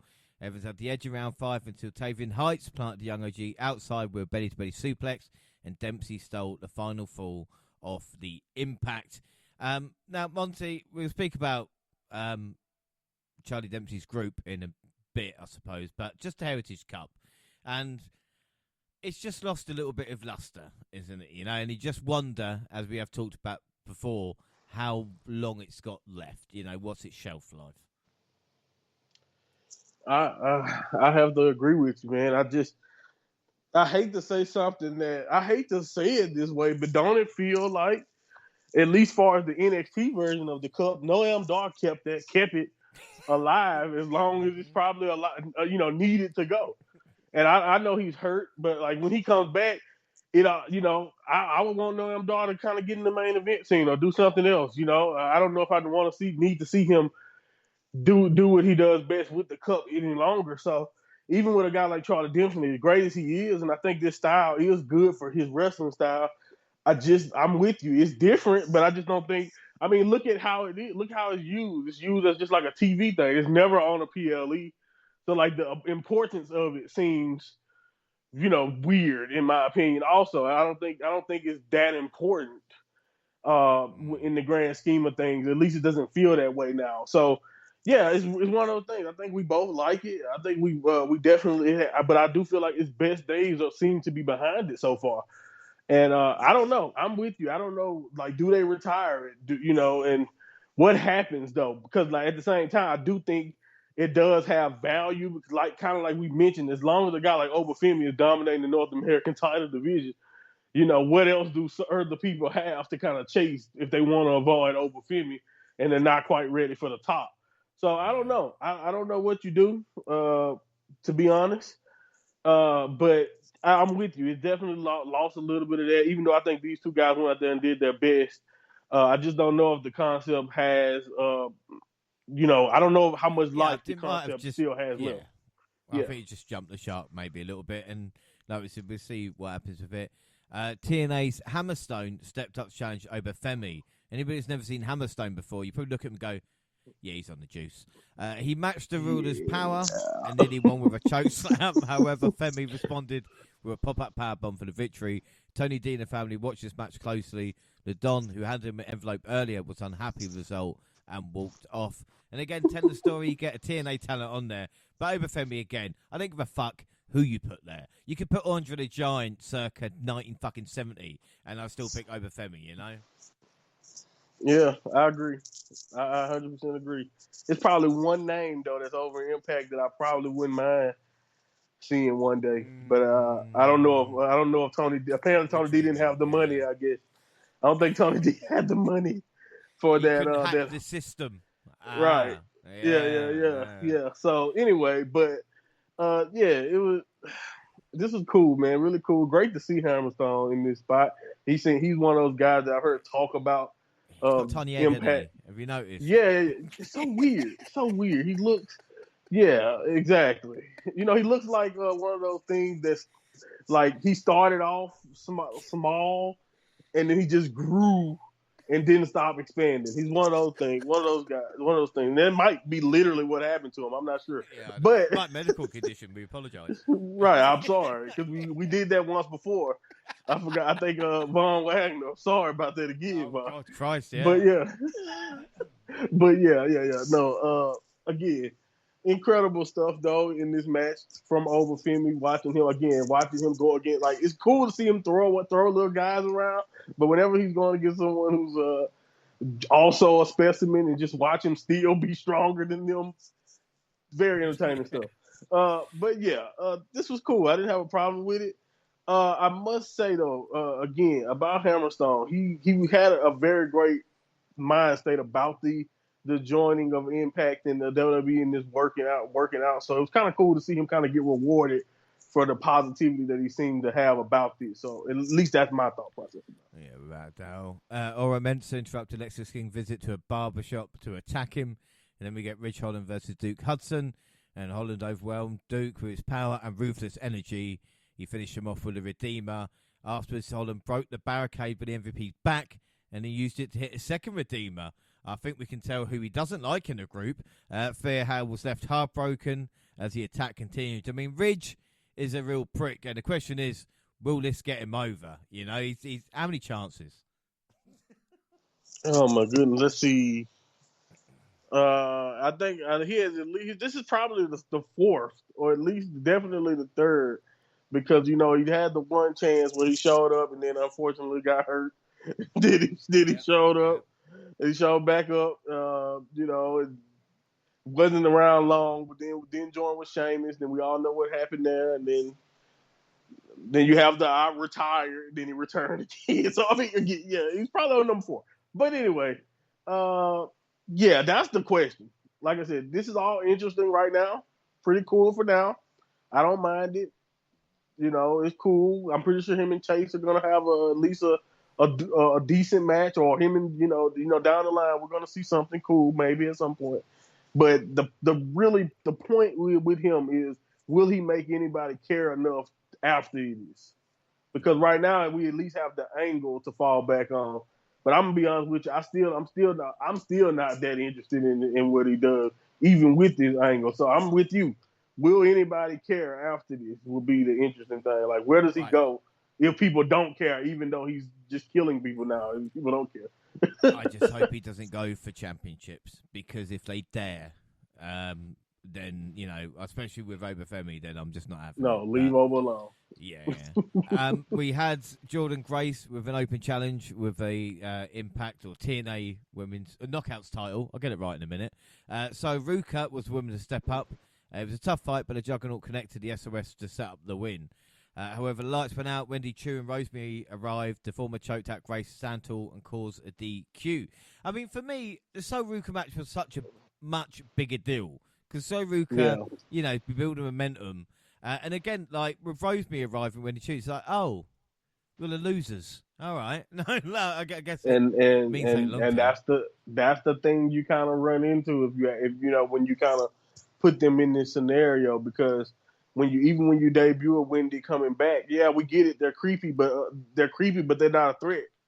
You know what I mean? Yeah, they got golf. They got the gothic style. Or they got the whatever Wendy is with the paralysis, sleep paralysis demon is my theory. But whatever she has going on, has not resulted in her winning or changing much about her.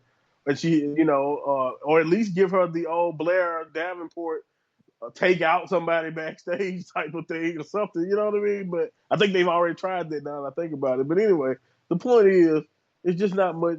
Like you said, all right, who cares about that? Jordan's going to smash both of you if they can put both of them in a match against Jordan, and I don't think we think either one of them was a threat. So that's the problem there.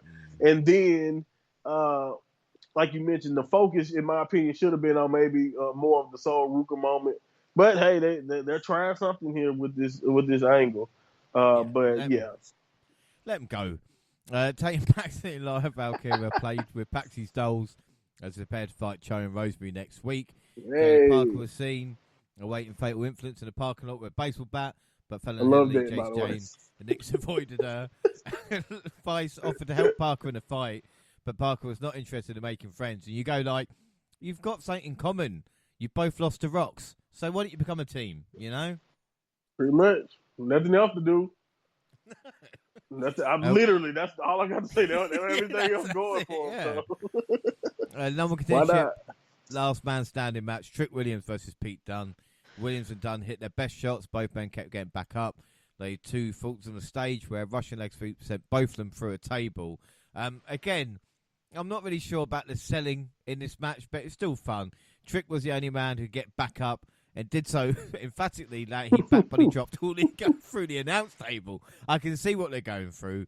The show ended with news that CM Punk would appear on NXT next week to make an announcement about the CW premiere. But again, as for last man standing, the build up, yes, done close but no cigar. But we're setting the stage now. Yeah, I think that's what's going on, man. We're getting it together. I think it's time to set up the 2 most important people right now in the men's division for NXT, to put them in a situation where we can see what we have going forward as far as doing it on the CW. Because I think what we're doing now with the USA and all of that changing over, we're obviously going towards a new era. And who's going to lead us to that new era? I think that is the question, and that is what we're trying to figure out. Right, 17th of September. All Ego from Page and Trick Williams contract signing will either introduce the competitors to open the show. There was still no contract signed, as Trick was sent through a table with the Ego's edge. But don't worry, because NBA star Tyrese Halliburton promised to get the contract signed. Monty, who the fuck is he, and why should I care? You just said it. He's a basketball player who likes wrestling. That's pretty much all I got for him. He's pretty good. He's young, but yeah, I don't have anything else to tell you other than he likes wrestling. Unless he's been in Space Jam, I don't really care. Do you know what I mean? Like that's or really good games back on the Mega Drive, like Shaquille O'Neal. We'll give you a shout out. But yeah, I'm not. Anyway, I agree with Stevie Turner. Stone is a fucking mark. We get live Valkyra and Tatum Paxley versus Wendy Chu and Rosemary. Paxley took a beating in this intense fight, but she survived and got the tag to Lyra, who hit a diving leg drop for the win. I mean, it's great to see them together before they turn. I mean, it's NXT, Monty. We know it's going to happen. Yep. Probably in the parking lot. No, that's true. The Don told Hammerstone to go fight Femi again since he failed in his challenge, but the TNR star refused. This led to agreeing to a match. The Don walked out of the match, allowing a count out. Then Femi watched closely backstage, saying the Don is broken. He's broken. The Don conceded in the locker room that he's scared of. I'm scared, alright? I'm in front of it. I'm scared. I can't do it. Rizzo Low, again, much like Jada Parker's performance in a match, Rizzo pulled out a fantastic promo. Going, you may be scared, but you're fun to fight. Yeah, I'm fun to fight. If no one's ever seen Rocky 3, then just do it. All right? That's all it is. That's all man. That's what I was about to say. I remember Punk said he never seen it. I'm like, somebody should tell him to watch NXT. It can't be a coincidence that Punk is going to be on a show that they reference Rocky 3. I mean, it's got to be inside ring.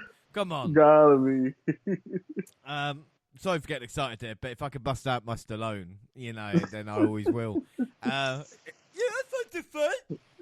Anyway, Wentz interrupted the commentators to show Wesley tracking Trey Miguel in the parking lot with a car door. He then said Lee was suffering Chicago. Again, I remember, Shawn getting taken out by Triple H in this very way. But I'm glad Wentz gets on well with the backstage crew, especially Evan. Well done, Evan, for sorting that clip out. In the locker room, Vice told Parker to stay out of business for a match later. Eddie Thorpe beat Ashante Lee Adonis. Thea Hale cut a pain promo and Ridge Holland for his betrayal. Riley Osborne challenged him next week. Yeah, good luck, mate. The Punk promo, Roxanne Perez interrupted CM Punk to tell him she realised she should have been a Drew McIntyre fan. She was angry at him for supporting Julia. Do you know Rox is my favourite ever? I don't know if I've ever said that before, but she is. Oh yeah, I don't think you said that one yet. But okay. Favourite all time. Absolutely unbelievable. The beautiful Madness arrived to confront the prodigy and remind her she had 2 weeks left. Punk then stopped Perez from attacking Julia from behind. Again, I love this, but we're going to talk about CM Punk. Yeah, he was here, but again, it's about Julia and the prodigy at this moment in time. 100%. I think that's probably the biggest. If I have I ain't gonna say a diss, but if I have a problem with it, that would probably be the biggest thing. Is that Punk was just here. It's just like, why we didn't necessarily need you here. And even with the Julia, what they had her say, it's just like she didn't have much to say. Which I don't have a problem with that, but because I think she got her point across. But other than other than that moment of poking at Punk, I was like, okay, we're just biding our time. Let's get to the match because we don't have much else to do here, So, this is let's get to the contract side. We don't have much else to do. The thing is, though, is again, spoilers for this episode. But if he hadn't showed up again, it might have been right. But at that point, at the end of the episode, you're going, so what the fuck was he there for then? Exactly. It just he didn't. Again, it was. Maybe it was to pop another rating, but I don't even know why you would even need to do that so far. The thing is, we know he's going to be back in a couple weeks, too. So it's like, what was he here for? Yeah, exactly. Yeah. He'll be in a referee outfit in 2 weeks. That's going to be a much bigger deal than, just him here in his normal attire. Anyway, move on. Dempsey told Sinclair to step up. She interrupted Kalani Jordan, wanting to Fatal Influence, and slapped her. Do you know what? I'm starting to like Ren. There's something about her. I've always liked a deluded wrestler. Javon Evans and Cedric Alexander versus Tavian Heights and Miles Bourne.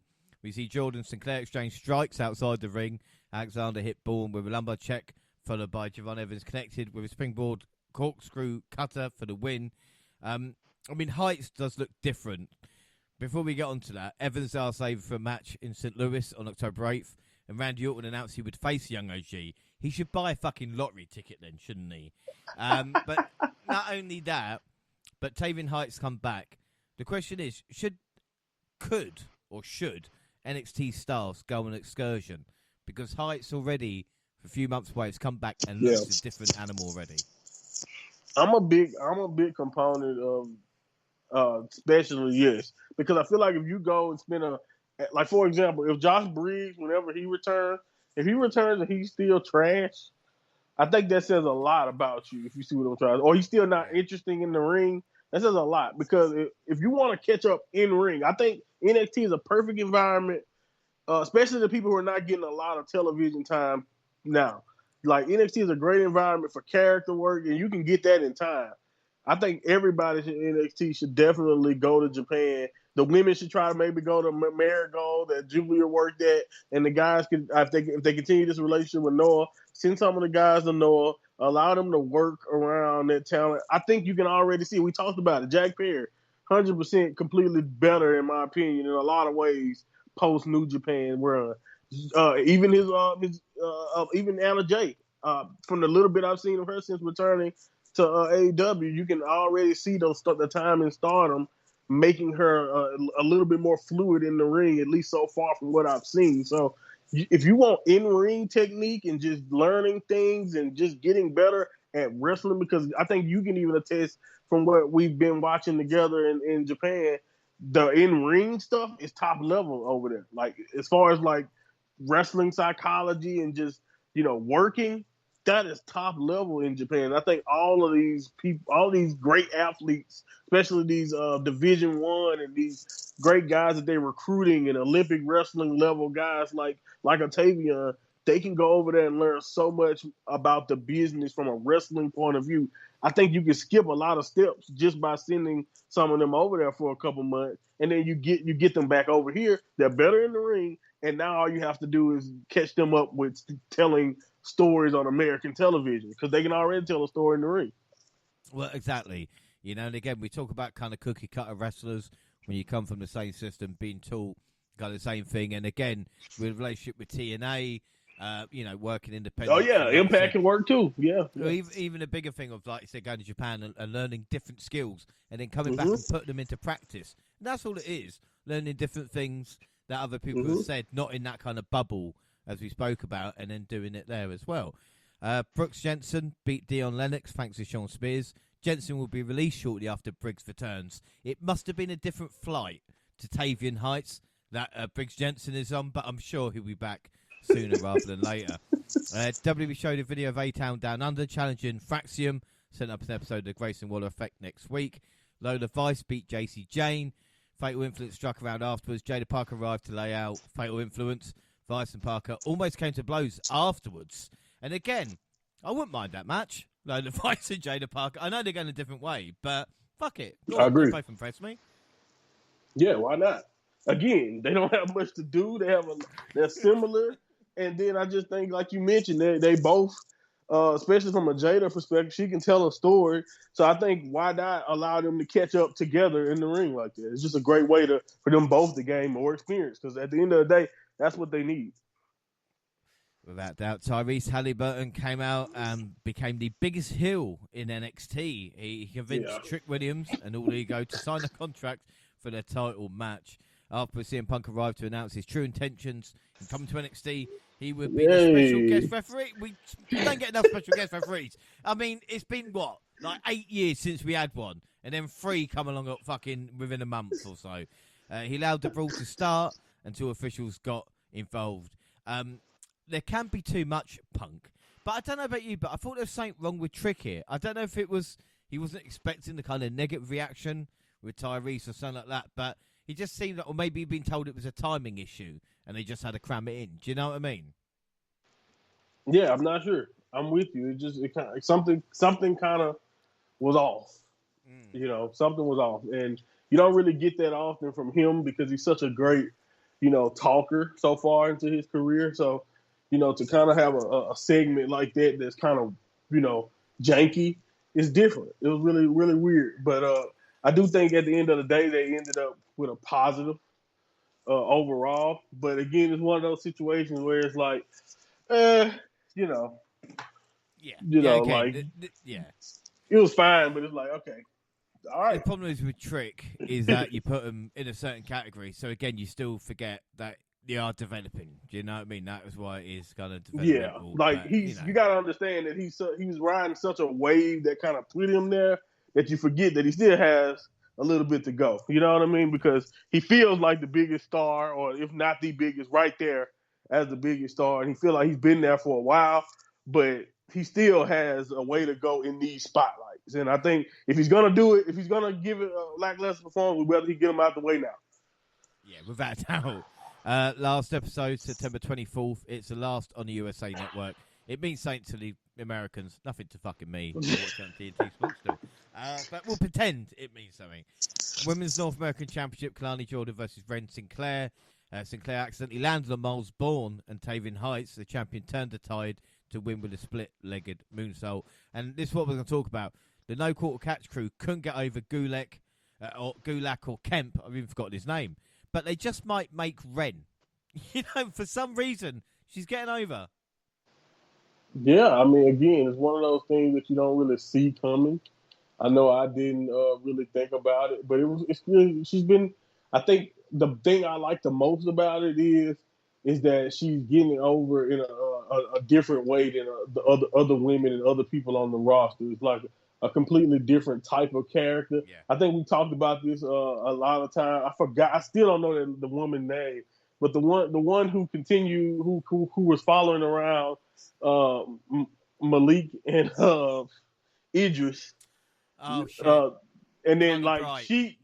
yeah, and she has basically the same character but it's like a different level of what Thea was doing, and like I think that's the reason why so far it's been kind of tough to kind of gauge on what she's really about. But when we talk about Jada or some of the other characters, they've been able to get over with their uniqueness, and I think that's what Ren is doing. She's been able to do it in a different way. She's been able to kind of be that like you mentioned. Not Nina. I don't want to say she's as good as Nina Samuels, but it kind of gives you that Nina Samuels thing, where she's like, you know what I mean, to where she's kind of in her own world. Yeah, you love them deluded. So yeah, it works. It works. We get the Grayson Waller effect with Grayson Waller, believe it or not, and Austin Theory. They tried to convince Fraser and Axiom that the tag team would not last. Waller found a chance to cheap shot Fraser and A-Town down under Stool with the championships, which means they probably won't be successful on the CW debut, but I'm not sure. Right, you never really know, but I think we're good on that one. I think we're good. Yeah, I think we're all right. All ego for Page was the first man at the press conference. This was this kind of weird thing held, I guess it was a press conference backstage. He promised to stay on top of the NXT. Trick later explained why he needed to win. Trick Williams spoke to CM Punk about his officiating. The Best in the World promised to keep the match clean for both sides.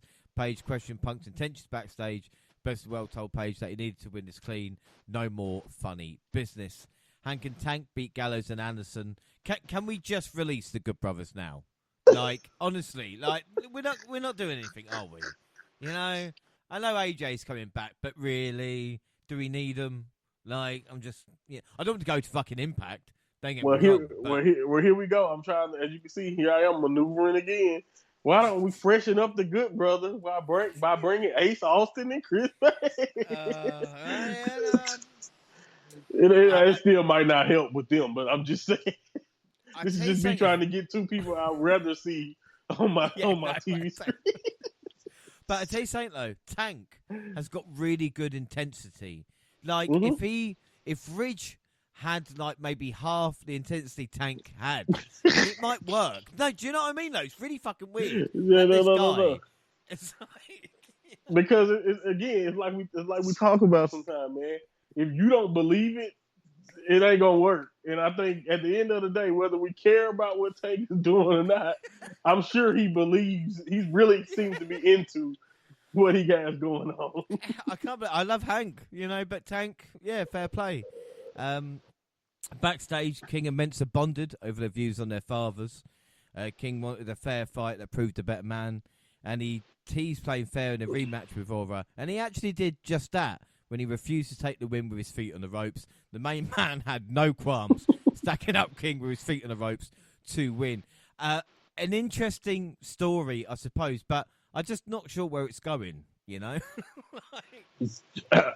don't know. I really don't. It's like you said, it's piquing my interest. I'm waiting to see how this is gonna play out. But yeah, I have no clue what we're trying to do. No, I mean, at least Punk likes his beard. I mean, that's the development we've had the past couple of weeks. But, apart from that. Anyway, the family took Tony D to a private gym for a training montage, pushing it on past his... Just in case Rocky 3, just in case no one's ever seen the film, we'll do clips, all right, of it. The only thing missing was him and Stax kind of like jogging on the beach. That's the only thing. But we saw him push past his fears. It ended in a boxing match. He is the Italian stallion, don't you know? And he's like, I fight to fight. That's what we're going to see. But again, it's weird. Say what you will about Tony D, but he's probably had the best backstage skits in NXT. Since his debut. Like, it's been so well done. He doesn't wrestle, but the skits on point. Like, oh my goodness, they've been consistent with his skits too. Like, it seems like they really think out what do we got for Tony this week, and how can we produce it and make it fun to watch. It's really funny how this worked out for him. But again, the more they do this, the more I'm cool with it. But I just really want him to fail because Rocky, like, come on, again. I don't hate the Rocky movies. But I mean, come on. Let's kind of blend the endings here. To be fair, Monty, not many have backed, the other guys in Rocky movies. If you're watching it and you're like an Apollo Creed and Clubber Lang fan, right. You get to the fourth one, you're like, look, I don't mind Rocky in this one, but again, it's we'll see. Rocky's cool, but yeah. Anyway, The Miz offered Miz TV for the Don and Femi next week in Chicago. I can't think of the time. Yay! I nearly destroyed myself thinking of over Femi and The Miz. Like, my God, poor fucker. Femi appeared at the press conference, but only wanted to talk about how broken Tony D is. And Ridge beat Riley Osborne. But what was surprising was that Riley kept challenging Holland, no matter the result. He's like 10 times tougher than Duke Hudson because Riley wouldn't quit, whereas Ridge just made mincemeat of Duke. Or he's stupid. you do also have that theory, Jay. He also could be stupid. Well, no, I was expecting him to lay him out, and I thought there is no other member unless you bring back. I can't remember his name now. Oh my God! Oh man, what happened to him? Haywood? Yeah, like bring him back as like you killed my master. You sent me back to the dark days when you mentioned Von Wagner earlier, and I thought, how many updates have we wasted on him? Anyway, Wesley and Zachary Wentz did not wait for commercial to enter. They came to blows. This turned into a Tarantino movie. There is no doubts about it. When Lee brought up Wentz's fiancée Gigi Dolan, with all the fucks and bitches, we are definitely getting a cunt when Raw is on Netflix, Monty, aren't we? Oh my goodness! I also read that NXT is TV 14. I'm like, oh Lord, don't let Sean know that. What is going on? Fuck me. Anyway, Wendy Chu and Rosemary versus Carmen Petrovich and Brinley Reese. Petrovich was not there to help her. She was distracted by Ashanti Lee Adonis. At least someone is. Okay, somebody. You know what I mean? Falling for it. Someone's got to find him entertaining. It's been at some point, years. Someone has to be wooed by it because if not, we're going to start wondering why no one is calling HR. That's what I'm saying. This allowed the Demon Assassin to take the win with one of the best named moves, as above, so below. And then NXT celebrated the USA Network era with a video package, remembering the biggest moments of the brand. NXT Not 2.0 shying away for the no longer with WWE. It's weird, Monty, because this has been our NXT run together. And it's only going to get better from this point. But seeing this realises where we were to this point in time. And again, the USA Network leaving, it just shows what we've been through. Yeah, like I said, I don't know if anybody got sentimental or anything watching it, but it definitely, like you said, puts our entire team up so far together in a good context in my opinion, because like it's insane. It's really just insane the amount of stuff we've been able to kind of go through and see and just. I don't want to say live through because it ain't like we're at war, No, but survived you know a what I couple mean? of bit, like, yeah, no. We definitely survived some stuff, but yeah. This is cool though. It's cool to kind of look at it and kind of get that perspective because, yeah, man, it's crazy to think about how much we've seen. Black and Gold 2.0 to this era. Yeah, It is crazy.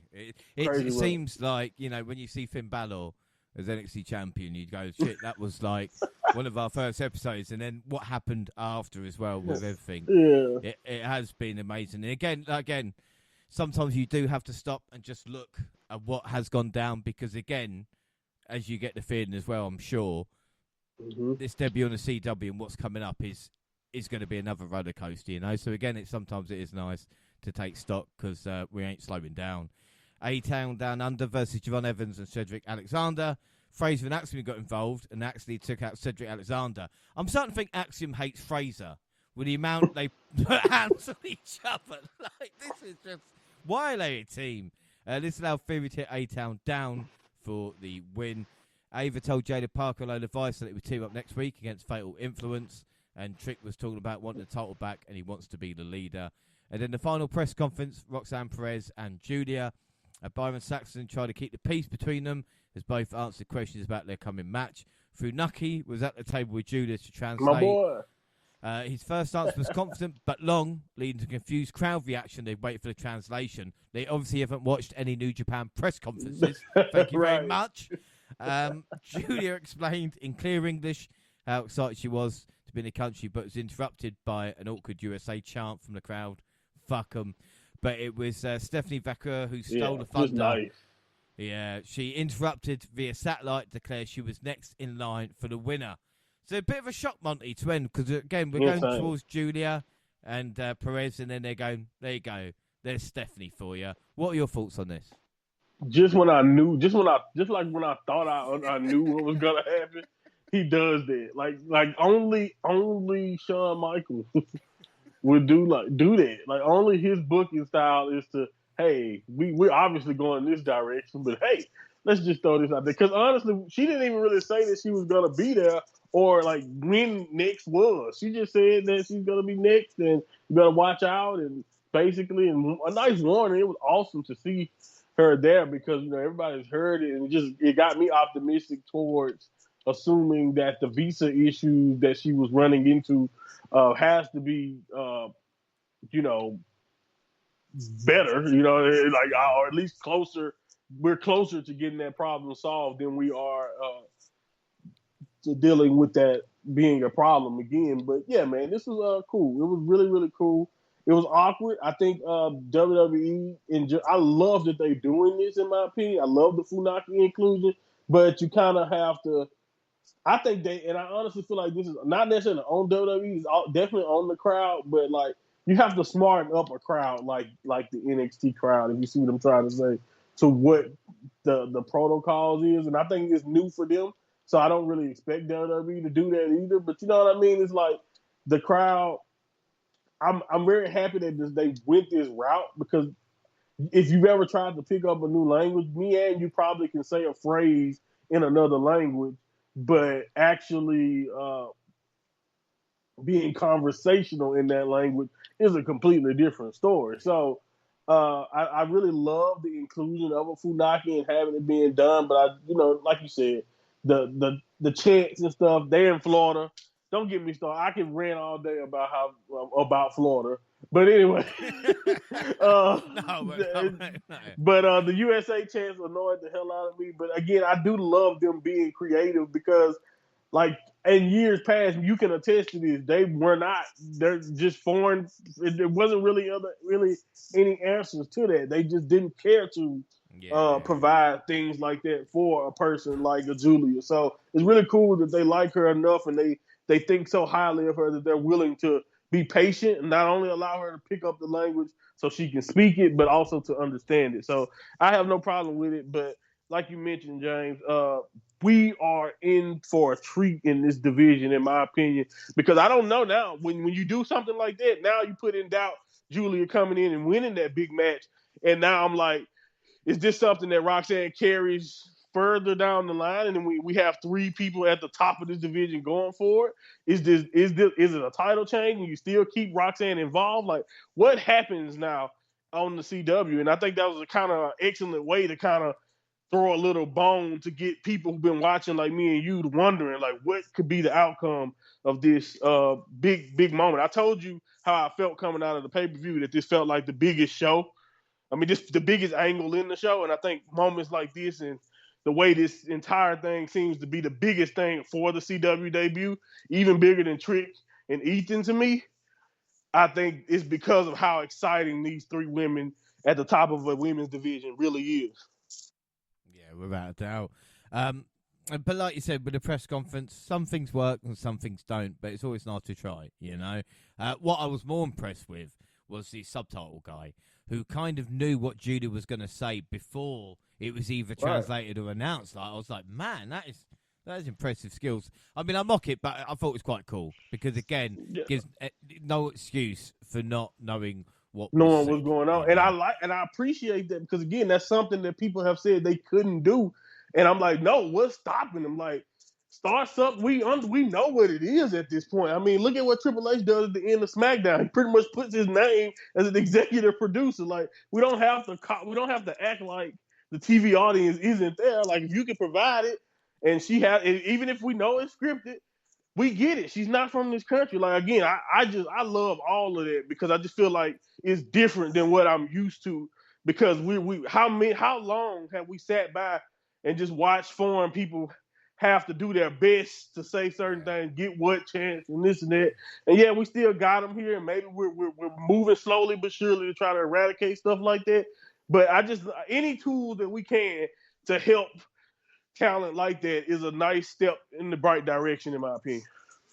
Yeah, without a doubt. So, I mean, before we talk about, obviously, the debut on CW, what are your thoughts on NXT this month? Because, again, I know it sounds corny, but it is an end of an era. You know, the USA Network is over. We're hopefully going to get a new aesthetic and look, especially the next couple of shows, as we know. But, I mean, what are your thoughts of NXT from No Mercy to the end, basically, on the USA?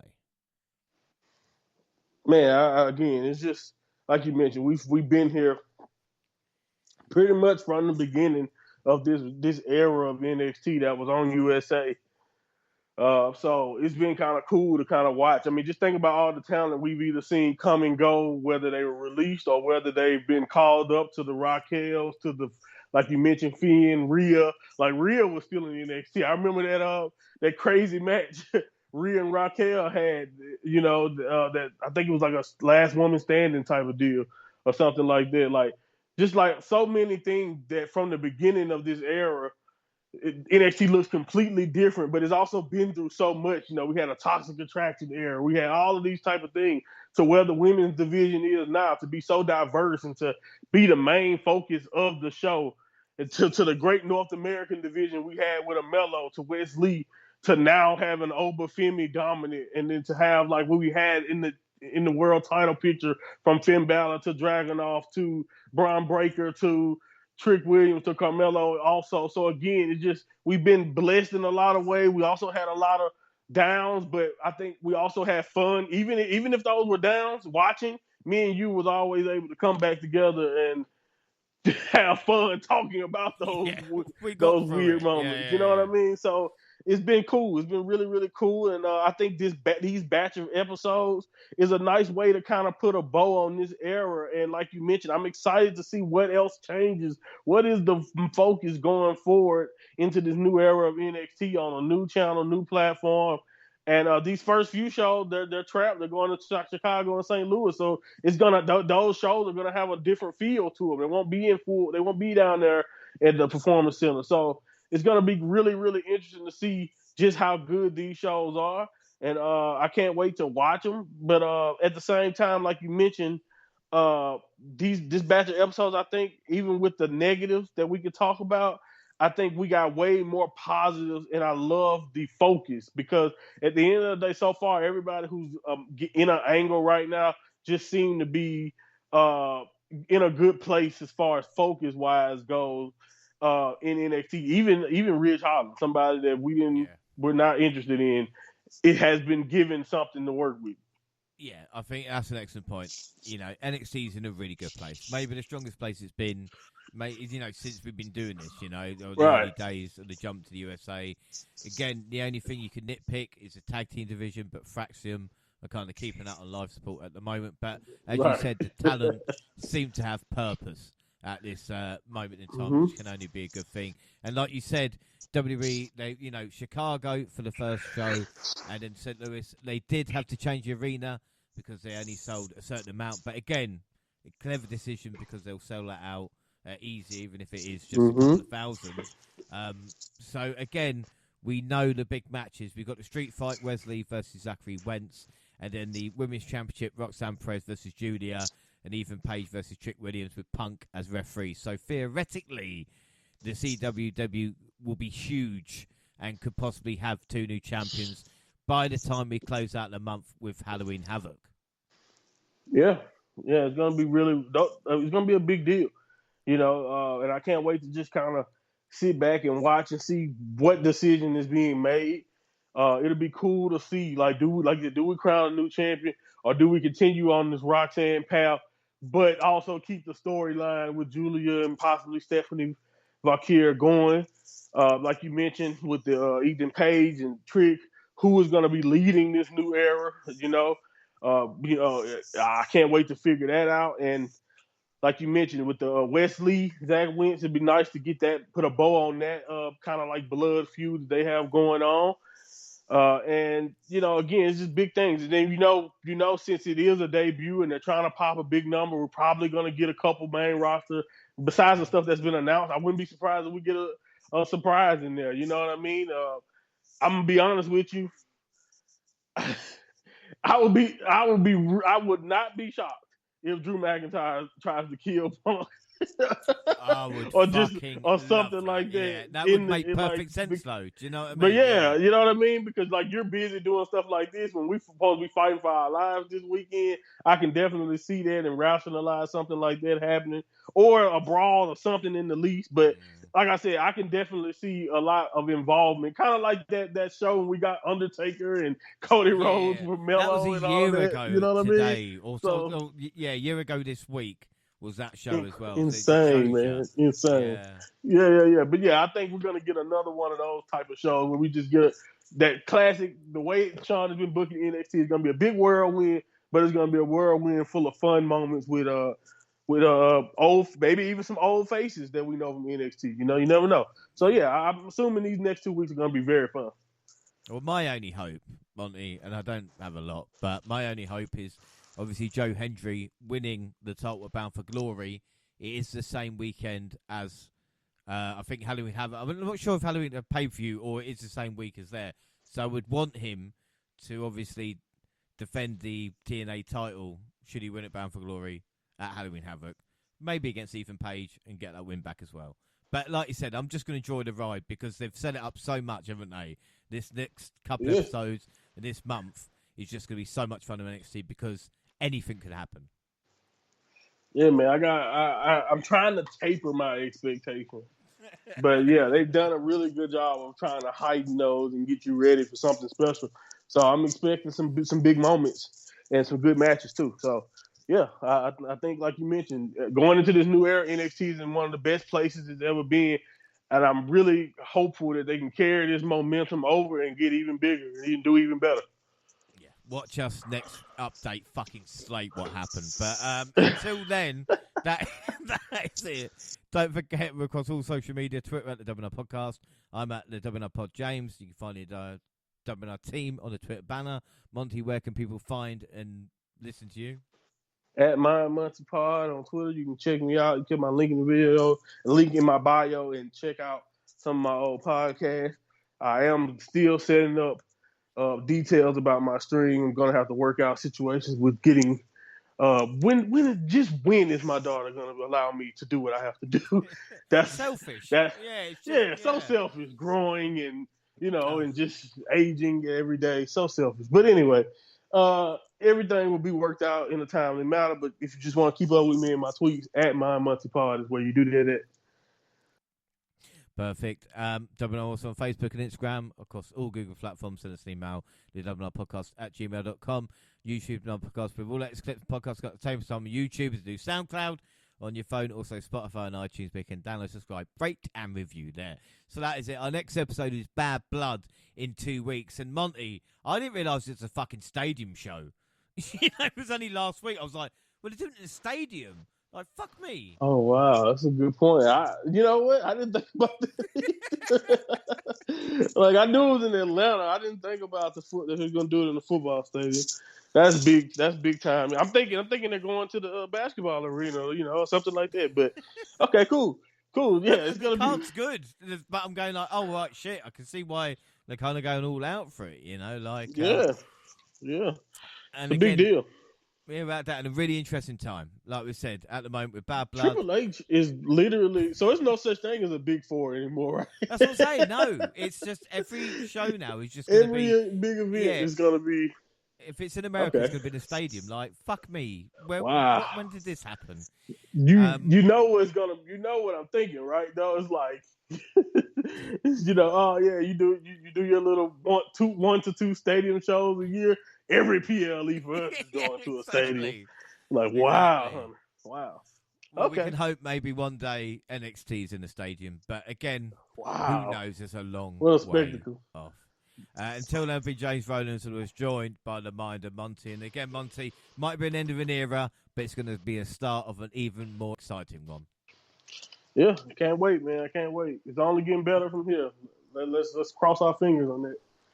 Yeah, without doubt. Well, yeah, if it goes wrong, blame us, all right? We're sorry, but sorry for hyping you up. Can you blame us for getting the hopes up after 2.0? Right. You know what I'm saying? Like, you can't. Anyway, thanks for listening, everybody, and bye.